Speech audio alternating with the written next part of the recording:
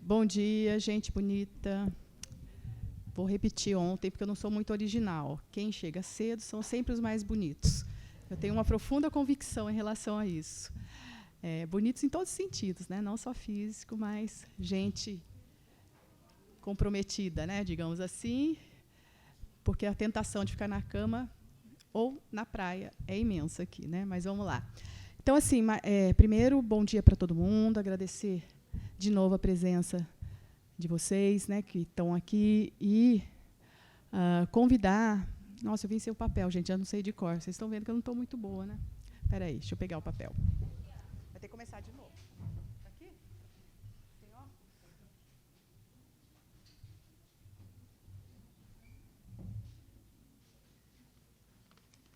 Ela me deu a parte lanche com autógrafos. Eu gostei dessa parte.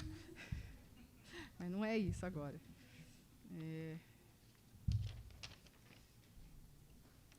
Quarta-feira, amanhã. A gente marcou 9h30, acho que é mais ou menos isso, né? Não estamos muito atrasados, não, né? Então, essa mesa vai ser composta pela querida Valceia Alves, professora querida, sobe. Carla Baense, maravilhosa.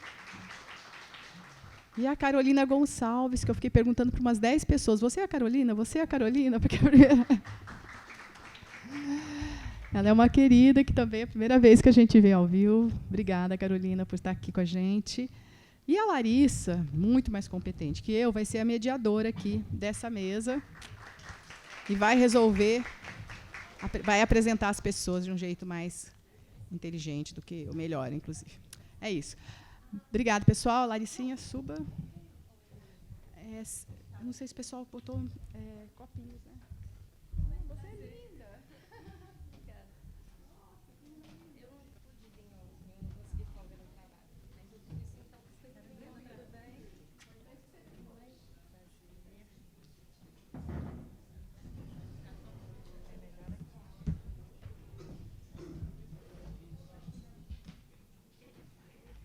Bom dia, pessoal.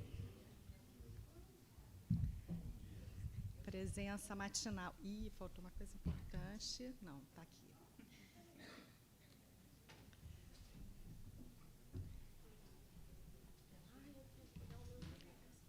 Pega o seu, então, enquanto isso eu vou pegar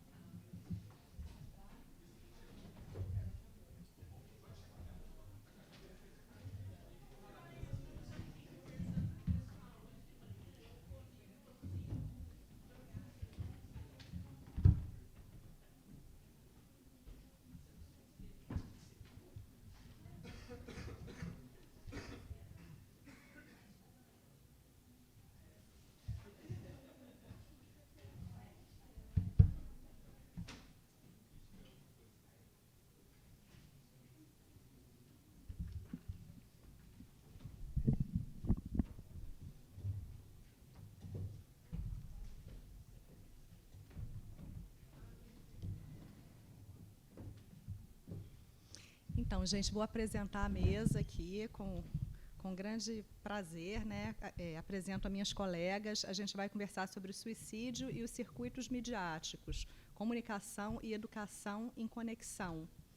Eu cumprimento a minha colega Valceia Barreto Alves, que é professora adjunta da Faculdade de Educação da UF, professora do PPGMC, é líder do Núcleo de Estudos em Educação, Etnografia e Representações Sociais, integra a comissão editorial da revista Aleph Online, com graduação em Psicologia na UERJ, mestrado em Educação também na UERJ, e pós-doc em Educação na UERJ. Mentira, o doutorado é na UF. E o pós-doutorado é na UERJ, com experiência acadêmica e profissional nas áreas de Educação, Psicologia, com atuação em didática, etnografia, psicologia na educação, representações sociais e tecnologias e mídias digitais. A nossa segunda convidada é a professora Carla Baense, é professora associada do Departamento de Comunicação, pesquisadora vinculada também ao PPGMC, doutora e mestra pela ECO-UFRJ, com um pós-doc no Departamento de Educação da Universidade Federal de São Paulo. São Carlos, está escrito São Paulo. Ah, então foi o corretor, eu achei estranho.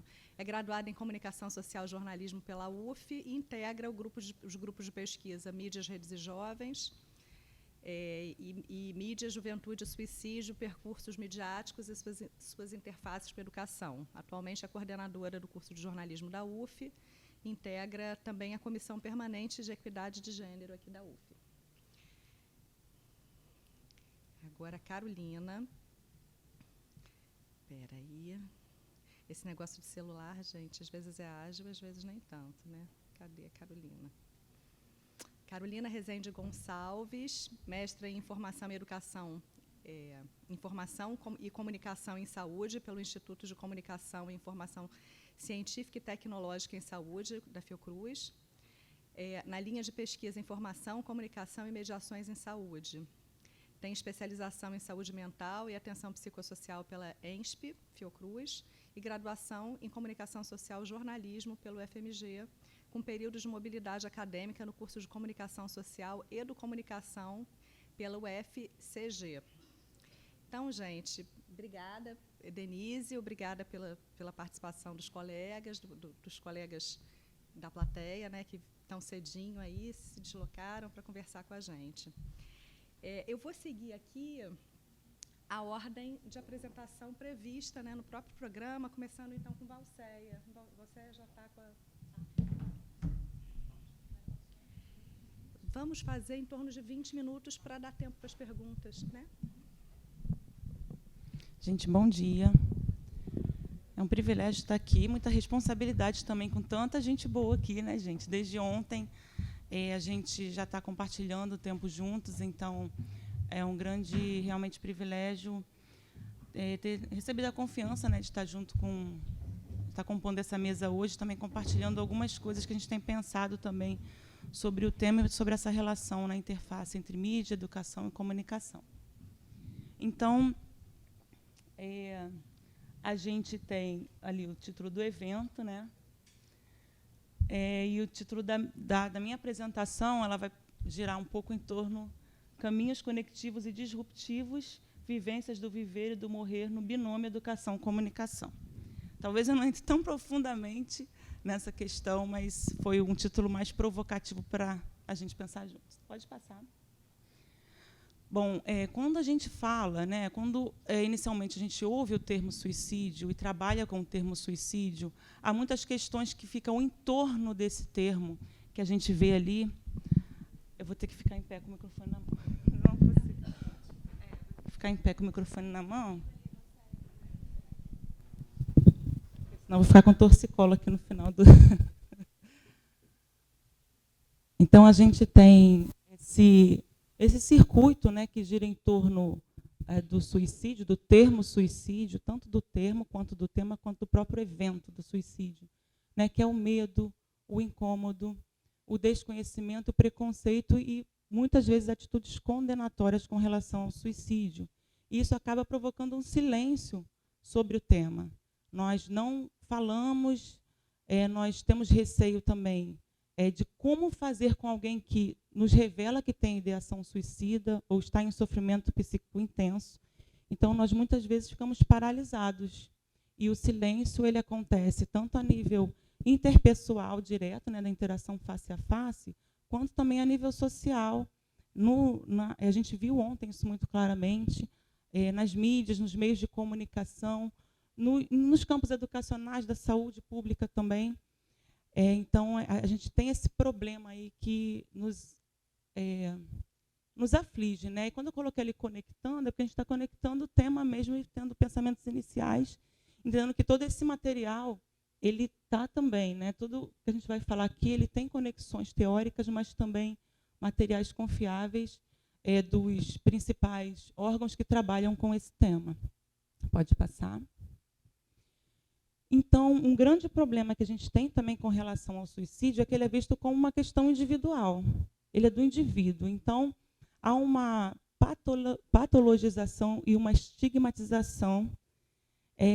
Quando eu trago a patologização e estigmatização do termo, parece um pouco contraditório, Porque nas representações que a gente cria sobre o suicídio, é claro, tá? Com muitas aspas, que é uma patologização o suicídio.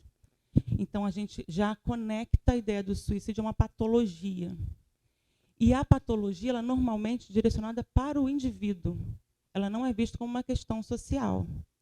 E ela vai sendo também voltada, enraizada num aspecto de medicação, medicamentação, e as pessoas elas realmente começam a fazer uma produção que é mais patologizante do que o tema realmente é na sua essência, vamos dizer assim. Né? Patologizante, especialmente no sentido da individualização. E há uma estigmatização também, tanto do tema quanto das pessoas que vivem a questão da ideação suicida, né? Ou até a questão mesmo da autolesão, por exemplo. Então, a gente vive um tempo difícil, onde na sociedade é muito mais fácil a gente imprimir estigmas, porque a gente cria o estereótipo e a coisa já está pronta. Então, é algo que eu tenho aprendido, né, com os estudos do grupo, questões que eu tenho ouvido, que a gente muitas vezes fala o suicida, e aí a gente já está estigmatizando, a gente está colocando essa pessoa numa categoria, está dando um nome que não é um nome, né? Usando aí uma imagem, né, como a professora comentou ontem. Há também, dentro do suicídio, visto como um problema individual, uma culpabilização, tanto do indivíduo que comete suicídio, ou que ele tem ideação, quanto das pessoas que estão ao seu redor, seja família. Parece que quando a gente fala que há uma rede em volta, a gente está falando do social, mas não é. A gente está individualizando também. Porque se a gente entende que o suicídio ele foi causado por uma ação, foi ocasionado, né, devido a uma relação intrafamiliar muito complicada, então estou responsabilizando e culpabilizando os pais, por exemplo, como se fosse esse o único fator. Então, a gente também cai no problema da culpabilização.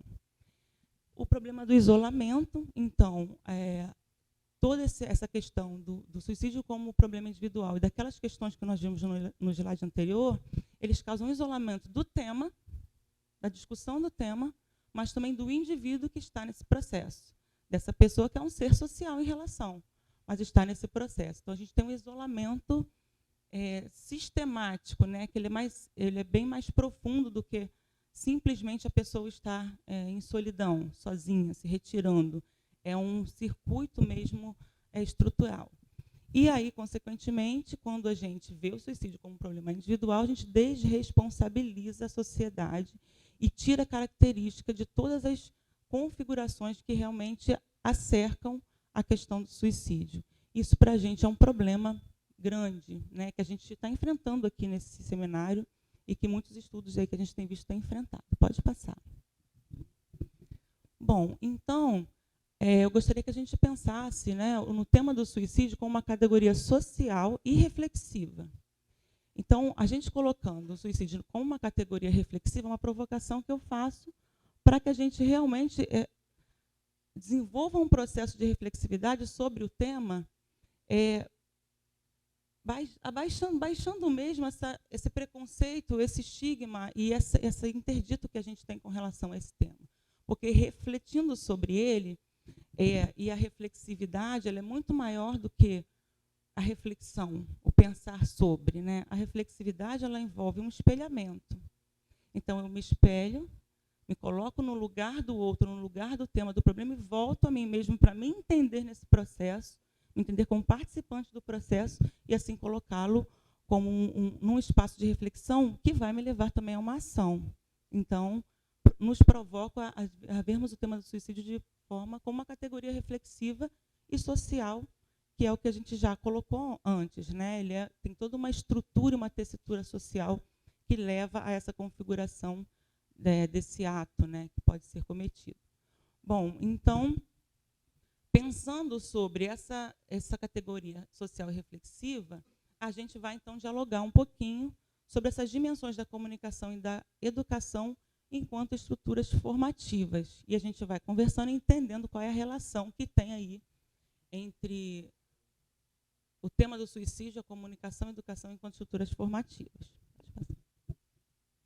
Bom, a comunicação ela é um processo que é o cerne da nossa essência enquanto ser humano. Mas mais do que como ser humano, é da própria natureza, né? A natureza, ela se comunica, o tempo inteiro ela está no equilíbrio para que ela exista e coexista. Quando a gente pensa na relação do ecossistema, o ecossistema ele é todo intercomunicado. As plantas se comunicam, os animais se comunicam. E nós, enquanto seres humanos, também temos um aspecto comunicacional que ele vem dessa questão da comunicação para um objetivo, mas ele transcende, porque ele passa a ser e a constituir uma dimensão simbólica, que é uma especificidade humana. Então, dentro desses processos da dimensão simbólica, no contexto da comunicação, a gente traz aí o Thompson falando que os meios de comunicação nesse processo, e a gente coloca a comunicação como essa interface, né, dessa conexão de mensagens e símbolos que vão sendo passados. Thompson ele vai trazendo a categoria para os meios de comunicação como esse sistema organizado dos seres humanos para produzir informações, troca de conhecimentos em maior escala, vamos dizer assim. Ele traz como uma questão de unir essa questão dos meios de comunicação com uma dimensão simbólica que é irredutível. Pode passar? Então, Thompson também fala, caracterizei a comunicação como um tipo distinto de atividade social que envolve produção, transmissão e recepção de formas simbólicas, e implica a utilização de recursos de vários tipos. Trouxe essa citação para a gente entender como a comunicação, então, quando a gente fala da comunicação, a gente parte de um princípio comunicativo, a gente expande para uma área que é muito maior. A comunicação aqui, quando a gente vai falar, ela se torna, a partir do que constitui a essência do ser humano, né, da nossa vida em sociedade, ela se torna, então, uma área de conhecimento importante, porque vai estudar, pensar e produzir também meios de comunicação mais estruturados, mais estruturais também. Eles são estruturados e são estruturais. E existem vários recursos dentro desse campo dos meios de comunicação. Aqui também que a gente vai entrar um pouquinho mais à frente. Pode passar. E aí, quando a gente fala da educação, a gente traz o Carlos Brandão, que ele diz que ninguém escapa da educação. A gente o tempo todo está em processo de educação, né? A gente nasce, nós somos seres que nascemos para a educação, né? Pela educação. Nós nos desenvolvemos através de atos educativos. A educação ela não se dá só no contexto da escola, da universidade, ela se dá no nosso cotidiano, porque o tempo inteiro nós estamos aprendendo, inclusive aprendendo símbolos, valores culturais, questões que vão significando culturalmente o nosso ser estar no mundo. Então, a educação ela tem essa dimensão e de estar presente para o saber, para fazer, para conviver, para o ser. E todos os dias a gente vai misturando a vida com a educação. Pode passar? Tá. O Brandão, inclusive, ele fala, eu tirei ele para não ficar uma citação muito grande, mas dentro daquela citação ainda ele fala que no contexto da educação não existe só uma educação, existem educações. Ele provoca a gente a pensar que existem educações, porque o tempo inteiro a gente está em diferentes ambientes vivendo situações educacionais, seja de aprender, seja de ensinar e aprender ao mesmo tempo. Então, quando a gente vai pensando nesse entrelaçamento, no diálogo de comunicação e educação, a gente vê, então, que o mundo humano é um mundo de comunicação. Nós estamos o tempo inteiro nos comunicando ou nos querendo fazer entender. E também, sem essa relação comunicativa, a gente está trazendo Paulo Freire, entre sujeitos cognoscentes, em torno do objeto cognoscível, desapareceria o ato cognoscitivo. Usa esse termo. Então, desculpa, aqui está dando uns. Então, a comunicação, ela é ligada à questão desse ato cognoscente, né, como a gente chama, ela cria um binômio muito importante para a constituição do ser humano e também para a constituição, para a formação, né, a gente está falando de estruturas formativas, simbólicas e estruturais na sociedade. Então, a comunicação e a educação, a gente pode ver e dizer que elas são estruturas formativas. Estruturas, a gente está chamando aqui de estruturas, porque elas se constituem hoje como campos, inclusive, de ciência. Eu atrevo a dizer, porque tem gente que ainda questiona, mas eu atrevo a dizer sim. São campos de ciência que estudam fenômenos que ocorrem entre os seres humanos e que estão extremamente entranhados no nosso cotidiano. Pode passar. Elas estão entranhadas e constituem também esse cotidiano. Bom, então, retomando Thompson, ele fala que o uso dos meios de comunicação ele está relacionado, em especial no contexto de hoje, né? Ele aqui está num texto mais atual, que o primeiro a gente viu lá em Mídia e Modernidade, esse aqui já é um texto mais atual de uma releitura de Mídia e Modernidade, onde ele acrescenta a questão da interação mediada digital, né? Então, mas não vou entrar nesses conceitos dele, não. Mas, quando ele fala nesse texto, ele diz que esses meios de comunicação estão relacionados à criação de novas formas de ação e interação, novos tipos de relações sociais e novas formas de relacionamento com outros e consigo mesmos. Alguém leu educação aqui? Eu li. Não está aqui, mas está. E quando a gente fala da criação, a gente está falando de um processo de invenção que deve estar extremamente vinculado à ideia de educação. O problema é que, às vezes, a gente tira a criação da educação. E aí a gente faz o quê? A educação, ela vira um espaço de reprodução de conceitos, de conhecimentos, mas, na verdade, a educação é um espaço de criação, onde, na interação, nós produzimos novos conhecimentos. Então, quando a gente está lendo Thompson, e ele diz que, nesse contexto, a gente está criando novas formas de ação, interação e novos tipos de relação, porque a gente está ensinando e está aprendendo juntos em sociedade, a partir dessa inserção, e aí ele traz isso bem colocado no texto, em especial contemporânea, da chegada das mídias digitais de modo muito forte e presente nos meios de comunicação. Bom, Braga, também trazendo um pouquinho de Braga, ele vai desenvolver a perspectiva de que o projeto de mediatização tem se constituído e funcionado enquanto processo interacional como organizador principal da sociedade. Bom, por que eu trago Braga aqui? Porque quando a gente está falando dessas novas formas de criação, a gente está apontando para um processo de mediatização da sociedade, onde os nossos fazeres eles são mediatizados. E aí é interessante porque a gente tem um movimento consciente de resistência de algumas pessoas que, por exemplo, escolhem não usar as redes sociais. A gente até brincou, né? Se eu não postar nada, vão achar que eu morri.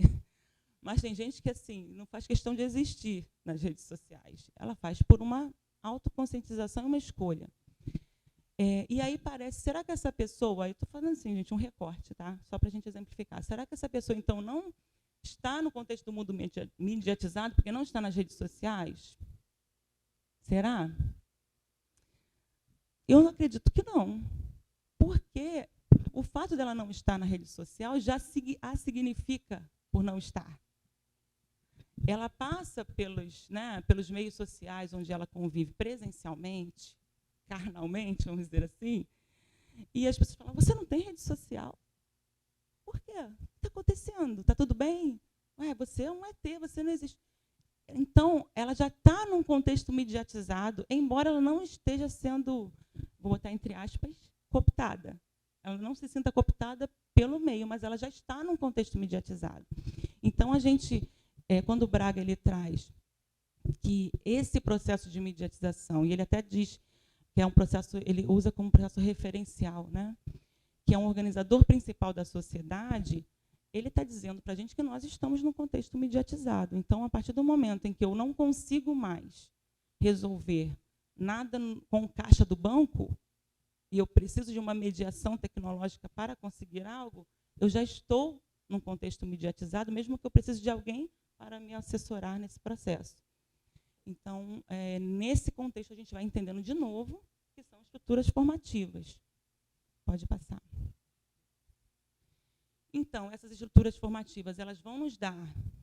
E a gente está pensando no binômio sempre comunicação e educação, certo? Porque com a mediatização, a gente também tem novas formas de aprender. Isso é bem importante, foi bem falado ontem aqui, com outra linguagem, né, e de outras formas. Os jovens hoje, e nós também. Eu falo nós porque eu não sou jovem, de 15 a 29 anos, então me retirei da categoria juventude. Mas, assim, os jovens de hoje, e nós também estamos começando a viver isso, nós temos novas formas de buscar conhecimento. A gente está falando do TikTok, né, brincando, implicando até, também tenho minhas reservas totais quanto a alguns processos, mas a gente também já não tem paciência de ver um vídeo muito longo. Não sei se vocês já usaram essa ferramenta, mas às vezes eu quero ver uma palestra, aí eu boto o YouTube na velocidade 2.0 lá, se a pessoa já falando devagar. Meu tempo, gente, vai mais rápido e eu consigo ouvir. Então, a gente também já está num processo de aceleração e os jovens e as crianças cada vez mais novas também têm outra. Eles são mais hipertextuais, né, no contexto do acesso ao conhecimento. Nós também éramos assim. Eu me lembro, quando eu era criança, que não tinha internet, né? A gente não tinha mesmo, não tinha nem telefone, assim. Né? Não parece ser tão recente, mas não tinha. Então, assim, o telefone de linha era só para elite. Assim. Então, a gente fazia pesquisa em enciclopédias. Né? Passava o livreiro vendendo na porta, comprava enciclopédia, ou tinha que pedir emprestado de alguém, ou ir numa biblioteca. E ali tinha umas hipertextualidades, porque a gente dá a enciclopédia para outro livro, para outra fonte. Mas hoje a hipertextualidade está na rede. E as crianças, por ter muita informação hipertextual, elas acabam clicando em muitas coisas numa velocidade mais rápida.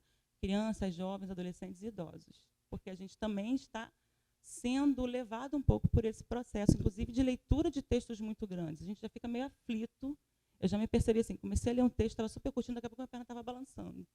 Aí eu, peraí, calma aí que eu já estou desconcentrando aqui, porque a gente tem um pouco dessa novidade nessas formas de interação, nessas formas de aprendizagem, nas formas de ensino também, que isso vai desafiando o ensinar, e novas formas de nos comunicarmos. Então, as estruturas elas vêm nesse contexto, e aí a gente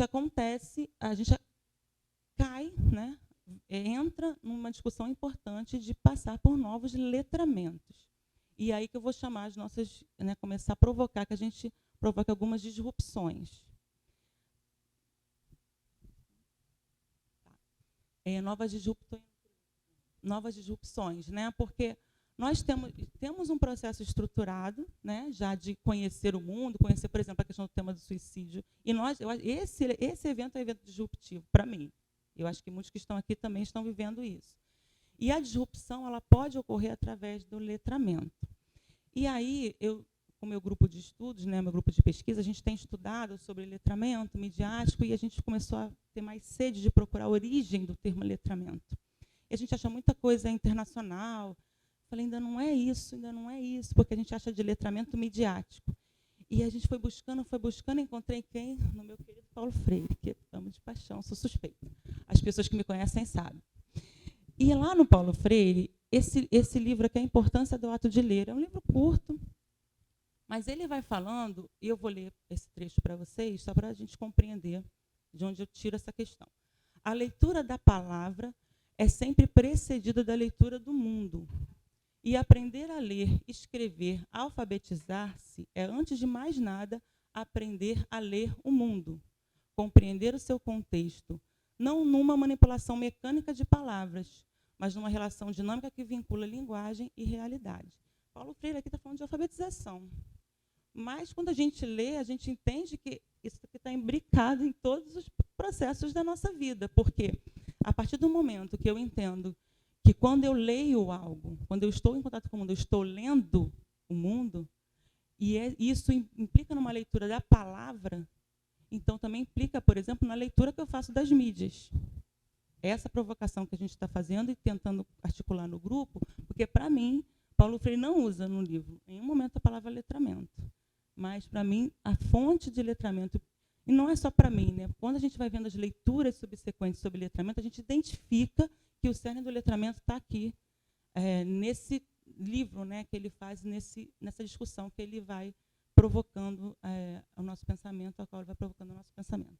Vamos lá, estou caminhando para terminar, correndo aqui. Então, eu quero provocar a gente a pensar nessa leitura do mundo como uma leitura da mídia, um letramento para a mídia. E a gente tem ouvido muito falar, aqui, a gente está fazendo também esse processo de letramento de nós que somos profissionais, mas eu gostaria de enfatizar um pouco o letramento desse jovem, do jovem que tem acesso à mídia. Tá? E a perspectiva do profissional ela também está lá, mas eu gostaria que a gente focasse nesse jovem. Pode passar. Então, como a gente pode promover leituras críticas da mídia para potencializar a prevenção do suicídio? É aqui que eu quero chegar. Porque a gente está fazendo um processo aqui, que eu entendo que é um letramento sobre a questão do suicídio, o tema do suicídio, mas é mais do que isso também. A gente está fazendo um letramento sobre as mídias. E como a gente vai pensar o letramento no campo midiático, uma leitura crítica da mídia para potencializar a prevenção do suicídio. Então, são dois temas interrelacionados. Pode passar. Bom, e aí eu coloquei coisas muito práticas, porque eu sabia que não era tempo de desenvolver, a gente pode depois nas oficinas aprofundar. Mas a gente, primeiro, aí a gente está falando dos nós profissionais, adultos, né, pessoas que circulam pelo mundo aí, influenciando o mundo por onde a gente passa. Aprofundar, primeiro, uma questão importante para que essa disrupção aconteça é a gente se apropriar, primeiro, do letramento crítico para nós mesmos. Então, aprofundar um conhecimento sobre o tema e sobre materiais seguros que envolvem a questão do suicídio, mas também, não coloquei aqui, a questão das mídias. O que a gente está fazendo de olhar para essa questão das mídias, ela é muito importante, porque se a gente só vive, a gente naturaliza e parece que a mídia é isso aí mesmo. Assim, o mundo é assim porque evoluiu. E a gente não para pensar nas questões que estão por trás dos bastidores desse circuito midiático, em especial do midiático digital. Eu coloquei aqui umas fontes de referência que são muito importantes, né, materiais importantes, que é o Centro de Valorização da Vida, o site do CVV e do Vita Aleri, que o professor psicólogo Alan está aqui falou ontem, que a gente até falava Vita Aleri, eu conhecia como Vita Aleri, ele falou Vita Aleri, eu falei, é diferente. O Vita Aleri, eles têm materiais riquíssimos, com manuais, que você, tanto para a pessoa que está com a questão da ideação suicida, né, um sofrimento psíquico, ela pode acessar para encontrar apoio, quanto quem quer trabalhar ou tem alguém que conheça, tem material riquíssimo e de alta confiabilidade. Então, esse é um processo que eu estou... E estudos científicos. Ontem nós vimos aqui apresentações incríveis, né? Até brinquei com a... Como é que é seu nome? Renata? Você. Kelly. Até comentei com a Kelly, vou te seguir lá nos seus artigos, porque tem muito material bacana de ações que estão sendo implementadas com relação a essa questão. E aí que eu estou falando para a gente, né? Como é que se fala? Ter base. Mas, para além dessas questões que a gente tem que conhecer para saber como trabalhar, a gente também precisa ter esse olhar crítico sobre a mídia. Por quê? Se eu vou trabalhar num processo de acolhimento, numa oficina com a turma sobre o tema, é importante que eu diga para essa turma quais são os bastidores dos circuitos midiáticos que eles frequentam quando eles acessam esses tipos de conteúdo. Por exemplo, eu estive em contato com uma menina com ideação suicida. Estou dando apoio para ela na questão da ideação suicida. Foi um processo difícil que eu tive com ela, né? De conseguir fazê-la falar. Né? Ela primeiro só não falava, só chorava. Eu falei, então, escreve. E a gente conversava por escrito, uma do lado da outra, assim. Ela não conseguia falar. E aí, depois de assim, uns meses, quase um ano, ela conseguiu falar. E aí ela começou a falar sobre as ideações que ela tinha, a questão de autolesão que ela tinha, e ela encontrou, foi a primeira pessoa que eu falei sobre isso, uma menina de 16 anos. Mas antes dela falar, ela me mandava alguns sinais. Então, uma vez ela me mandou uma foto de uma pessoa toda ensanguentada numa banheira. Aí eu já... E o que eu percebi? Que ela estava frequentando redes digitais onde ela acessava aquele tipo de imagem, ou grupos. Se o adolescente ele não tem a consciência, vou terminar, não tem a consciência de que existe a questão do algoritmo, que quando ele acessa o conteúdo, mais conteúdo vem sobre aquilo, o que ele vai começar, talvez, a construir? Que é isso mesmo, é isso que eu tenho, né? vai criando uma questão da estrutura formativa que a gente viu lá, simbólica com relação, primeiro, à questão do suicídio, a questão da autolesão. Então, o algoritmo vai apontando também para os caminhos que ele vai seguindo. Então, se ele vai procurar material que é confiável, provavelmente o algoritmo vai dar nesse material. Mas se ele vai por um caminho que está o levando para um incentivo, ele vai se aprofundando nesse caminho. As crianças, adolescentes, nós mesmos como adultos, não temos essa consciência, muitas vezes. Isso é letramento midiático ligado ao tema de prevenção do suicídio. Então, é nesse sentido também que eu queria provocar a gente. Eu não vai dar tempo de mostrar, eu até pedi para entrar no site do Vitalere, mas entrem lá, gente, tem manuais riquíssimos assim, para pais educadores. Tem um manual, até trouxe ali, assim, um manual de bolso, acho que esse é do CVV, né? Manual de bolso para profissionais. Então, tem lá o profissional da comunicação, o profissional da educação, assistente social. É um material enxuto, né, para a gente não ficar balançando a perna quando lê. Mas é um material riquíssimo que a gente pode também usar como um letramento nosso para a ação. Então, eu não vou mostrar agora, porque não dá tempo. Mas pode passar, eu vou terminar agora, esse é o último. Ih, não, é o penúltimo. Bom, então, as disrupções. Realizar ações nas escolas e universidades que acerquem os temas do letramento digital, como eu falei, suas repercussões e reverberações na temática do suicídio, que foi exatamente o que eu já falei antes, né?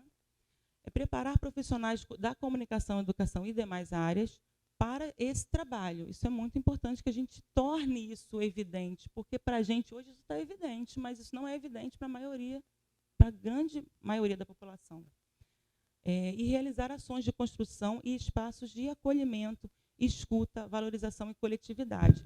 Pesquisando, né, para o tema, eu observei que tem muito materiais, inclusive lá no Vitalere, de oficinas que foram feitas. Não necessariamente se trata do tema do suicídio, mas se trata do tema de valorização da vida. Então, você cria um círculo de acolhimento para que a pessoa se sinta também à vontade, até para falar sobre isso. Mas não necessariamente ele já vai com o tema. A gente precisa criar esses espaços onde as pessoas se sintam valorizadas. E uma coisa importante, ontem foi falado isso, existe o campo da suicidologia, que é um campo multidisciplinar, né, multifacetado.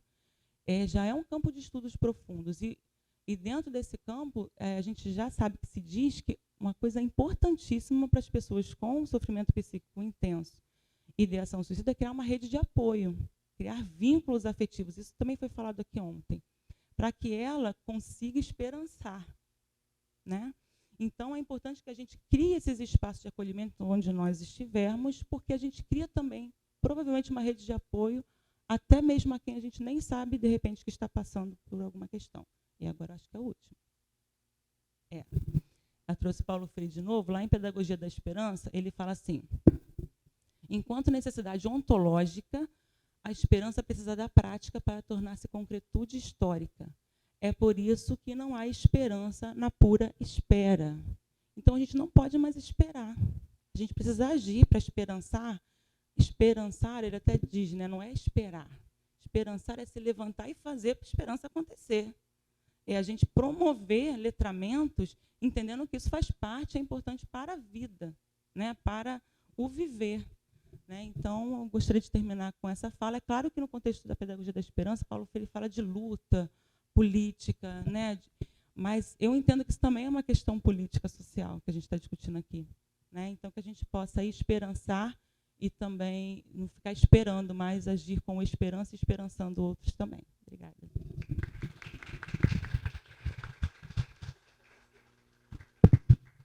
Obrigada, Valceia. Vou convidar a Carla, então, para fazer essa apresentação.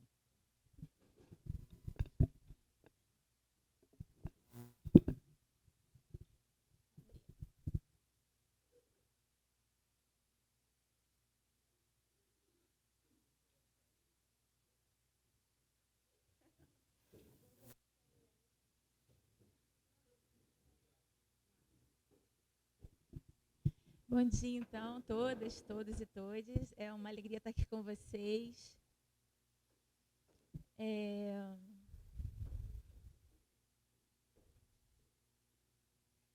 A ideia é a gente trabalhar um pouco, então, nessa conexão entre mídia e educação.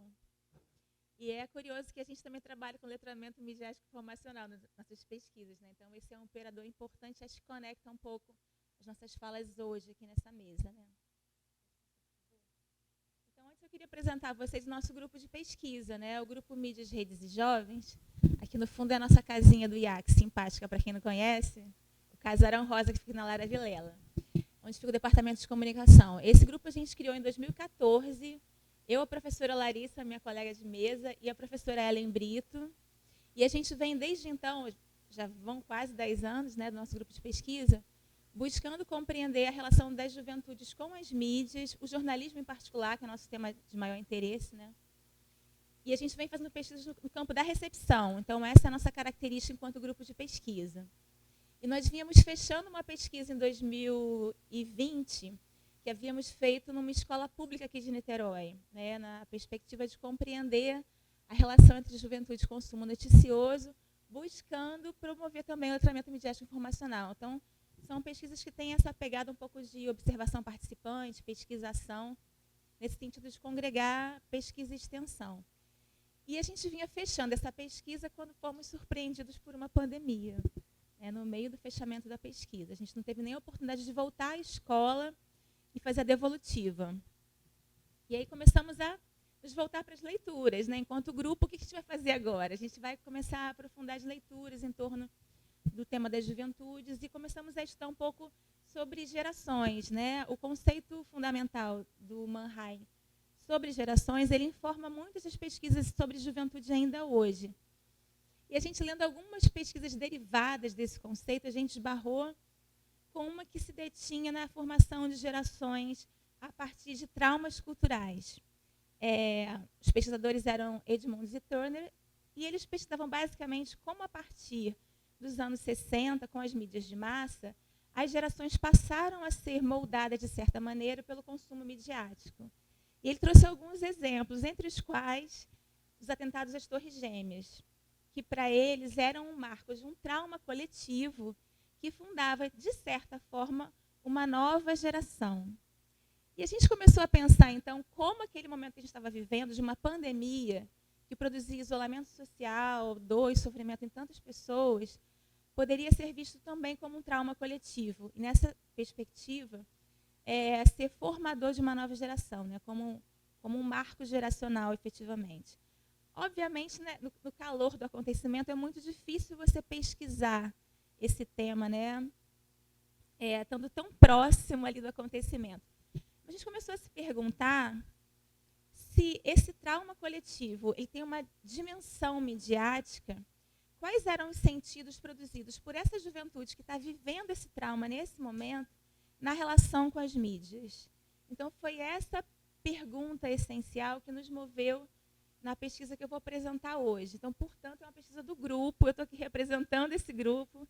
Nesse momento, éramos 10 pesquisadoras e pesquisadores, né, além de nós 3, que eu já citei, nós tínhamos orientações de mestrado, doutorado e iniciação científica que compunham esse grupo. E a gente fez toda a modelagem, né, o desenvolvimento, a aplicação e análise de resultados, materiais diversos para divulgação entre artigos científicos, relatórios executivos, infografias, para buscar dar uma visibilidade a esse trabalho, todo a partir desse grupo. Então, eu sou só uma representante do grupo aqui, né?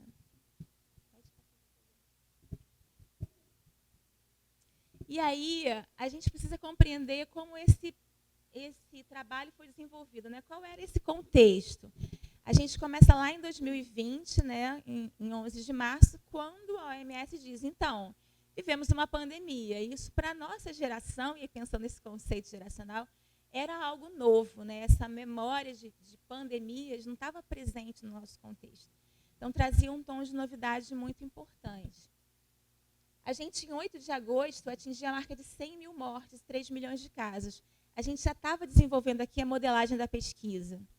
Então, os números só aumentavam. A gente tinha uma perspectiva muito difícil desse enfrentamento, né? E a gente observava alguns sinais, tanto midiáticos quanto entre as juventudes, de que as coisas estavam tomando um rumo muito inesperado, né, em relação a isso. Enquanto docentes, nossa percepção em relação à juventude é muito peculiar.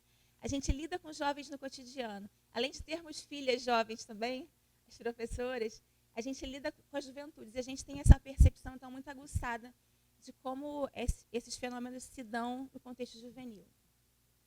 A gente vai ter, então, só em 2021, a primeira brasileira vacinada, né?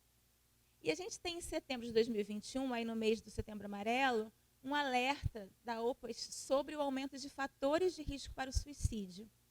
Mas já em 2020, a OMS se preocupava com um possível aumento de suicídios, sobretudo entre as juventudes. E é muito evidente que a gente percebe que esse grupo tem fatores muito peculiares da sua própria experiência, né? A gente via, por exemplo, adolescentes que estavam passando, né, da fase da infância para a adolescência, lá 14, 15 anos, vivendo em isolamento. Então, portanto, sendo privados de uma série de experiências que são fundamentais para essa fase da vida. A gente viu os nossos jovens, por exemplo, perdendo emprego, estágio, perdendo parentes, perdendo os laços familiares, ou a sua autonomia. Alguns jovens que moravam em Niterói sozinhos tiveram que voltar para suas casas em outras cidades. Então, havia todo um contexto, né, de esfacelamento dessas estruturas sociais que produziam uma dor, um sofrimento muito específicos para essa população. E aí algumas pesquisas nos mostravam isso concretamente, né? A gente tem uma pesquisa chamada Planos de Menina, que observou que havia um número grande de adolescentes que ficaram isolados por pelo menos 2 meses. Imagina assim, para nós adultos é difícil imaginar, né? O que é ser uma jovem, uma adolescente, ficar 2 meses isolada, trancada dentro de casa, né? O Conjuve fez uma pesquisa muito extensa, muito interessante. Eu sugiro quem tem interesse no tema que busque essa pesquisa, né? Mas um percentual muito importante, 41% de jovens perderam totalmente ou em parte sua renda, né? Esse foi um aspecto muito cruel. Pesquisas do IBGE, que pesquisam renda e trabalho, observaram que na parcela juvenil as crises já afetam de maneira mais importante. E na pandemia isso também se mostrou verdadeiro. E, por fim, a gente tem pesquisas da Fiocruz relacionadas aí sim saúde mental, estados de humor, estados, né, de bem-estar associados à pandemia. E aí, nervosismo, preocupação, mau humor eram situações recorrentemente relatadas por adolescentes, ouvidos pela Fiocruz. No campo da comunicação, nossa pergunta é: o que a mídia tem a ver com isso? Porque nós não somos do campo da psicologia ou da saúde mental, somos do campo da comunicação. Então, nossa pergunta é sempre essa. A partir de um olhar comunicacional, qual é o papel da mídia nesse processo? E a gente observou 2 fenômenos que foram bastante estudados durante a pandemia por outros pesquisadores, né? O primeiro fenômeno foi uma intensificação do noticiário em torno da pandemia. Algumas pesquisas indicam que os noticiários tinham quase que 90% do seu tempo gasto com temas correlatos à pandemia. Então, assim, olhando agora, né, distanciados do tempo e do espaço, dessa vivência que todos nós passamos, imaginem que loucura, 90% de um telejornal como o JN, por exemplo, dedicados à pandemia. Não há saúde mental que resista, né? Então, isso era algo muito impactante. Um outro fenômeno muito observado durante esse período foi a desinformação.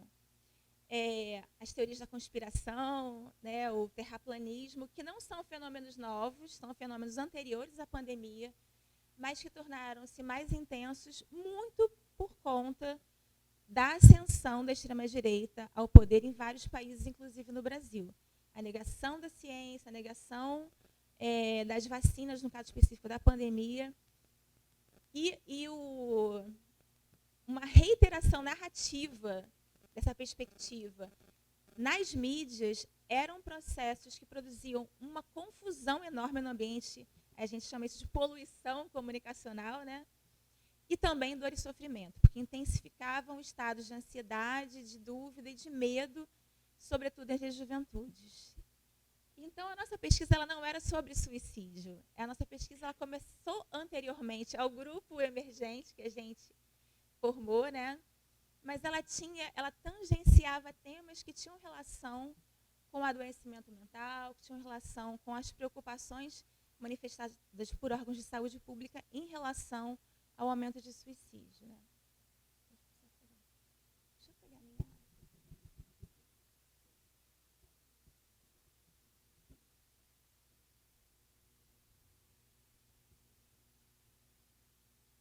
O tema infodemia foi um tema que ganhou destaque nesse período, embora ele seja anterior à pandemia também. A infodemia é um termo criado por um cientista chamado Eisenbach, em 2002, em que já se observavam esses fenômenos, né, das teorias da conspiração e similares. E ele foi utilizado, então, durante a pandemia, para descrever o ambiente comunicacional relativo às questões da pandemia, né? E aí a Unesco ela vai dizer que a desinformação sobre a doença tornou-se tão tóxica quanto o vírus. A desinformação mata, e a gente viu milhares de pessoas morrendo por conta de desinformação. Pessoas que não acreditavam que era preciso se proteger, fazer isolamento social, tomar medidas de precaução, tomar vacina. Então, a desinformação é potencialmente tóxica, né, como a Unesco declara. Ela não é simplesmente uma confusão na informação, ela não é um mal-entendido, ela não é só um problema de comunicação, ela também é um problema de saúde pública. E a Unesco assume isso, então, a partir desse contexto da pandemia.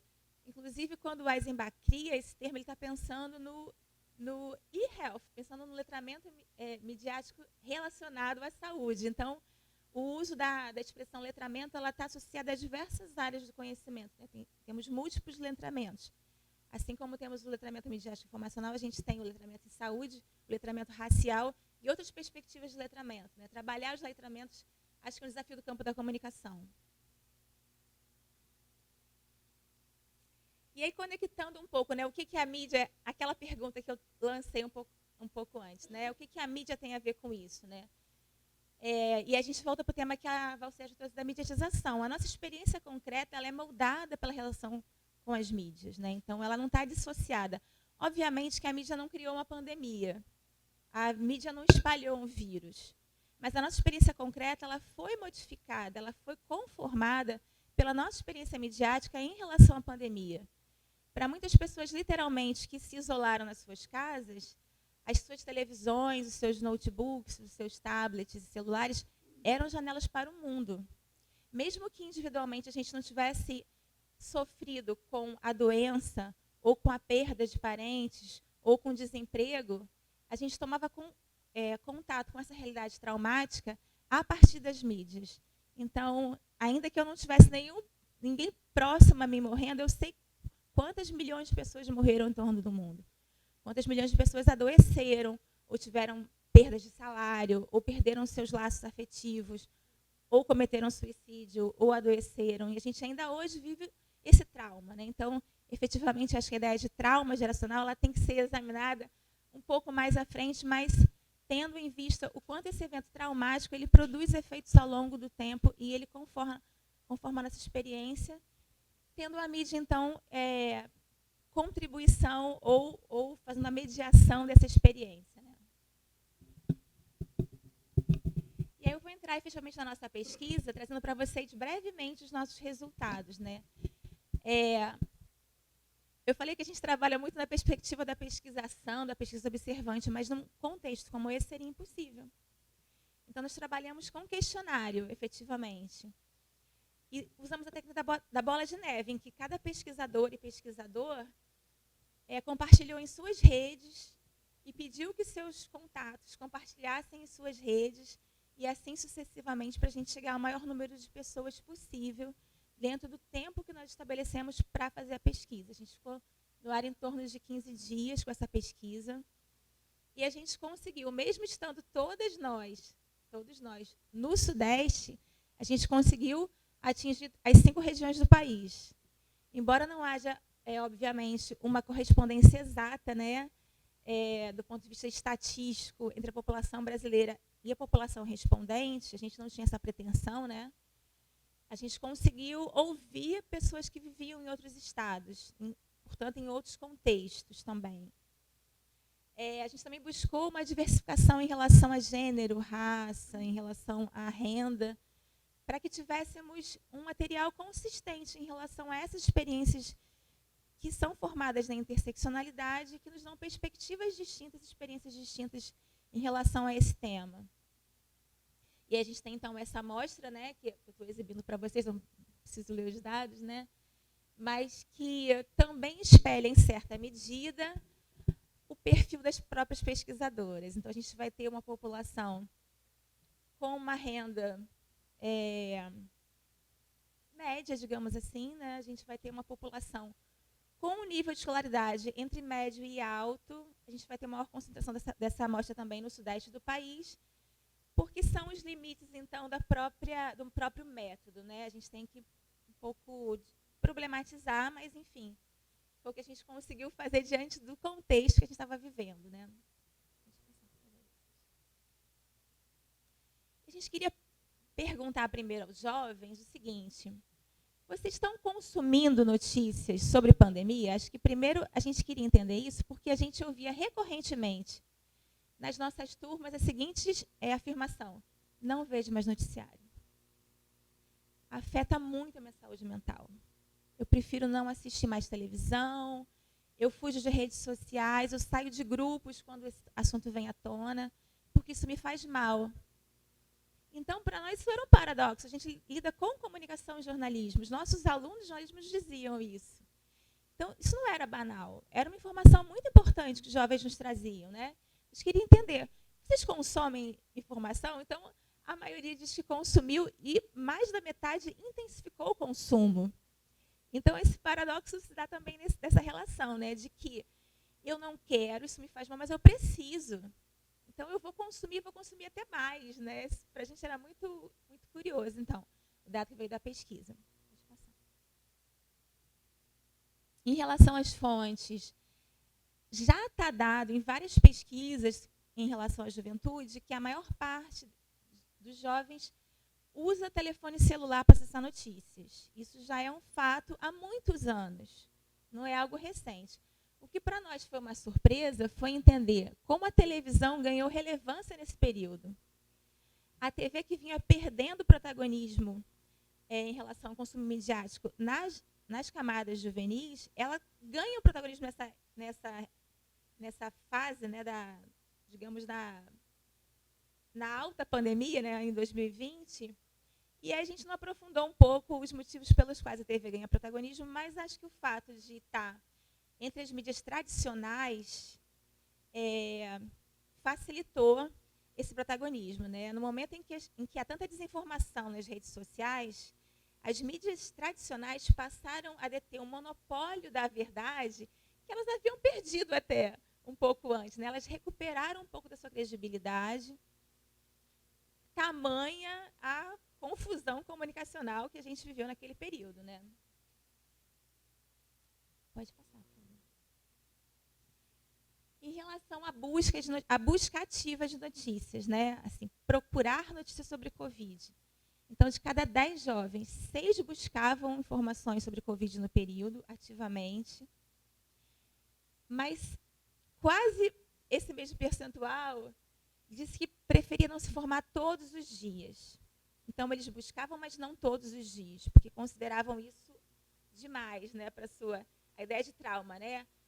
Um acontecimento para o qual eu não tenho meios de processar. Né? Tá. E aí, em relação às redes, né, a gente tem essa amostra do que é mais representativo. Rapidinho, então. Em relação aos temas, né, vacinas era o tema mais procurado por essa população, então havia uma ansiedade, né, em relação a essa resposta, quando é que a gente vai ficar protegido. Ações do governo, então, é preciso relembrar o contexto desse governo, que negava a doença e se negava a comprar a vacina, inclusive. O avanço, tratamentos e modos de prevenção. Então, eram os temas mais relevantes para essa população. Não. E aí a gente entra no tema do adoecimento ou da saúde mental, né? Em que 65% diziam para nós: noticiário sobre o Covid prejudica sempre a minha saúde mental, né? Uma população também importante, 21% dizia assim, já prejudicou, hoje não mais. Aquele efeito narcotizante da mídia. A gente vê tanto que já não me afeta, né? E uma parte pequena, né, menor, 12%, diz que nunca foi afetado por essas notícias. Então, a gente percebe que, de fato, a intensidade, a forma e o conteúdo das notícias sobre o Covid foram importantes na saúde mental da população juvenil durante esse período. E aí, sobre que tipos de sentimento eles associavam a relação com as notícias. Então, mais uma vez, a gente não está fazendo uma pesquisa sobre saúde mental. É sobre produção de sentidos, né? Na sua perspectiva, né, você enquanto jovem, como você acha que as notícias te afetam? E aí eles nos responderam, né? A ansiedade disparada, né, um sentimento despertado por essa relação com o noticiário, a angústia, o medo e a tristeza, né? São sentimentos muito ligados a esse adoecimento, a uma perda da saúde mental, né? E sentimentos positivos, né, aparecem em menor, uma amostra menor. Esperança, solidariedade e otimismo. Obviamente, né, a relação com a mídia está muito imbricada com a própria experiência concreta. Ninguém fica triste só porque está vendo notícia triste, né? Os fatos concretos, né, esse avanço da doença e todos os seus efeitos sociais, eles produziam um sentimento que é indissociável.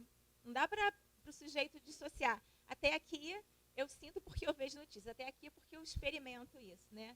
Mas tudo isso está muito imbricado. E aí, para a gente fechar, então, né, da mesma maneira que o Eisenbach ele vai localizar as formas de combater a desinformação a partir do campo informacional, a gente pensa também na nossa contribuição efetiva. A gente tanto pode contribuir na formação de audiências, como a gente vinha fazendo, né, nesse letramento informático e informacional, mas também na formação de jornalistas mais aptos para lidarem com esses eventos traumáticos. A gente percebe que o nosso campo ainda carece de uma formação específica para lidar com a divulgação de eventos como esses, né, de saúde pública, eventos traumáticos, eventos que envolvam as sensibilidades dos sujeitos. E a gente tem aí quatro ações para trabalhar com isso, né? A tradução facilitada, que é como você comunica isso para o público de uma maneira acessível a cada público diferenciadamente. A checagem de informações, que é essencial em toda a prática jornalística. O letramento midiático em saúde, né, que é promover, então, essa compreensão dos mecanismos em saúde para a população em geral. E monitoramento de dados, né? Então, são, digamos que, esse antídoto e acho que a nossa contribuição é efetiva. É isso. Obrigada.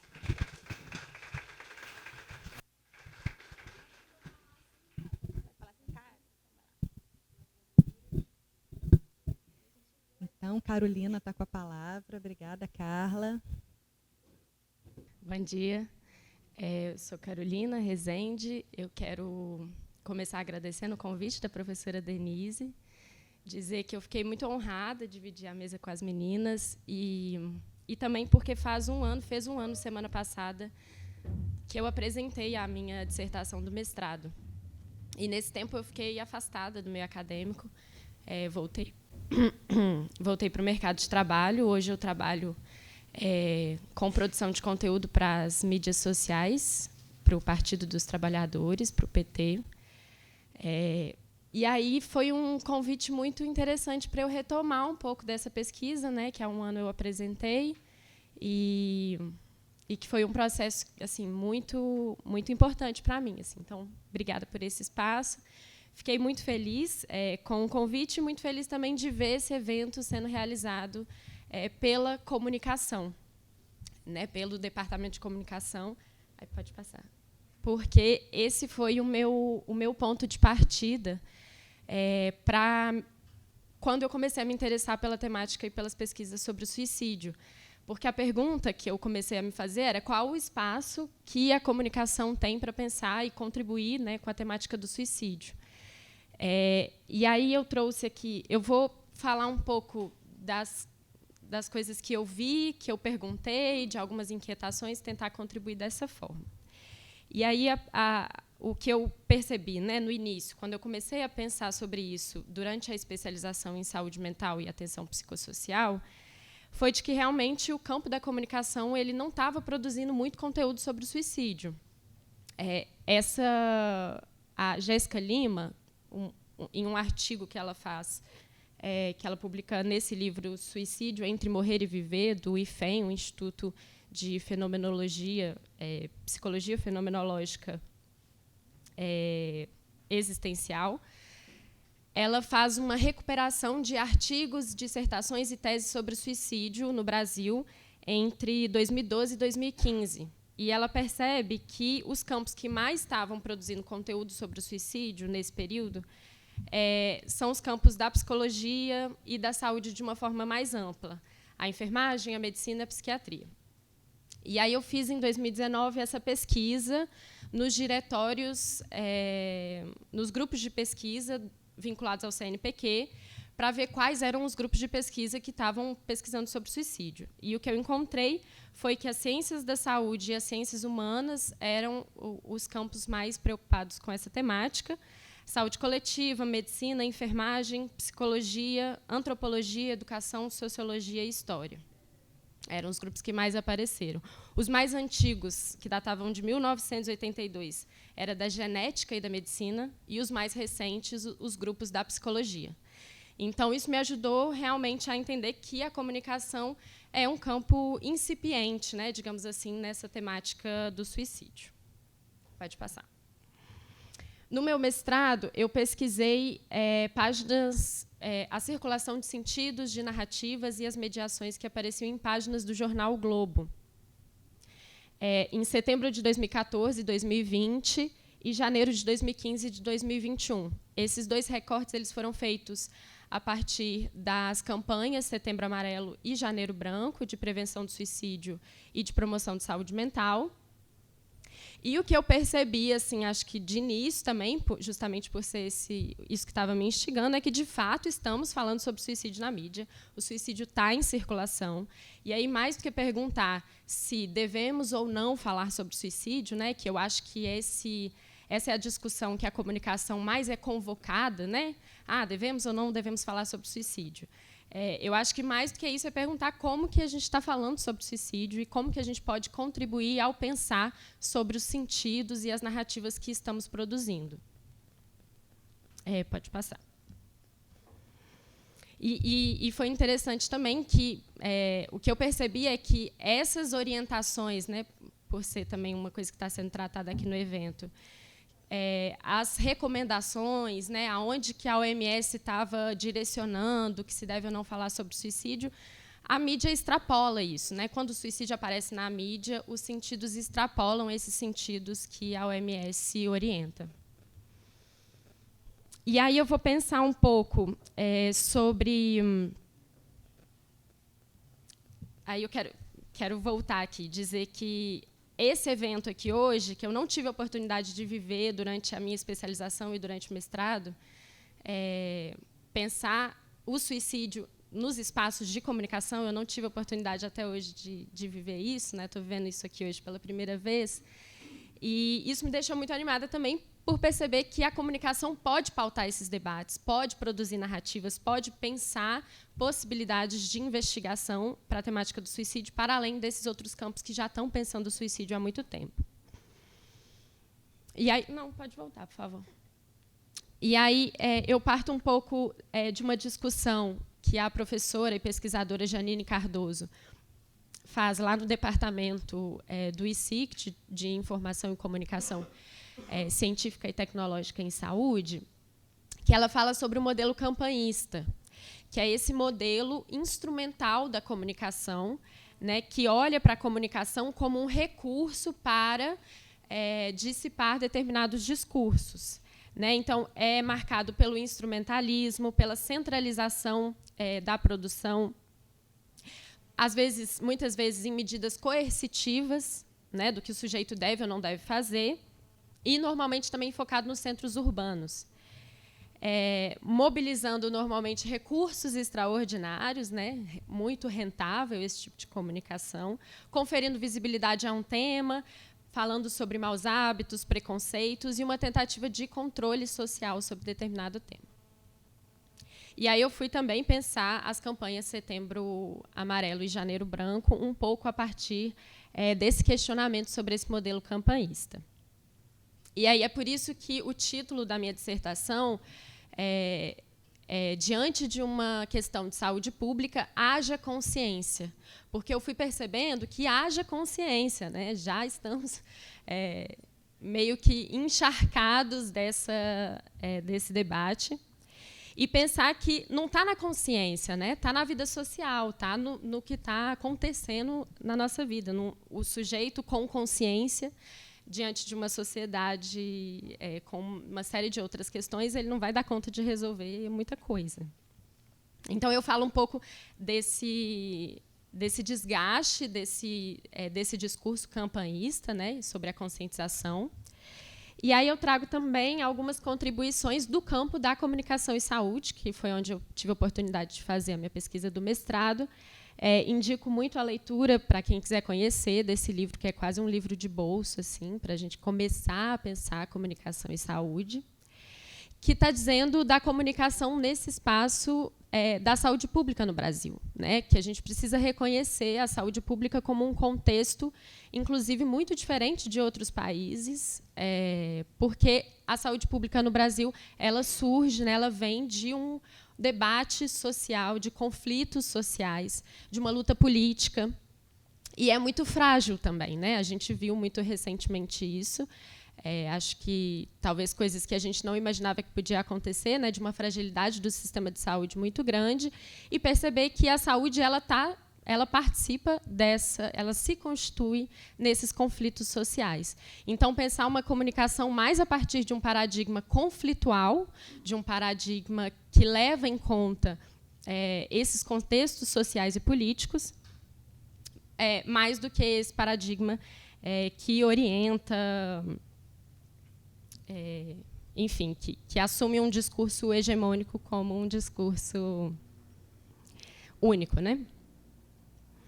Então, eu percebo o campo da comunicação e saúde como possibilidade de contribuição para a temática do suicídio, para os estudos em suicídio no Brasil, pensando a saúde como um direito. Aí pode passar.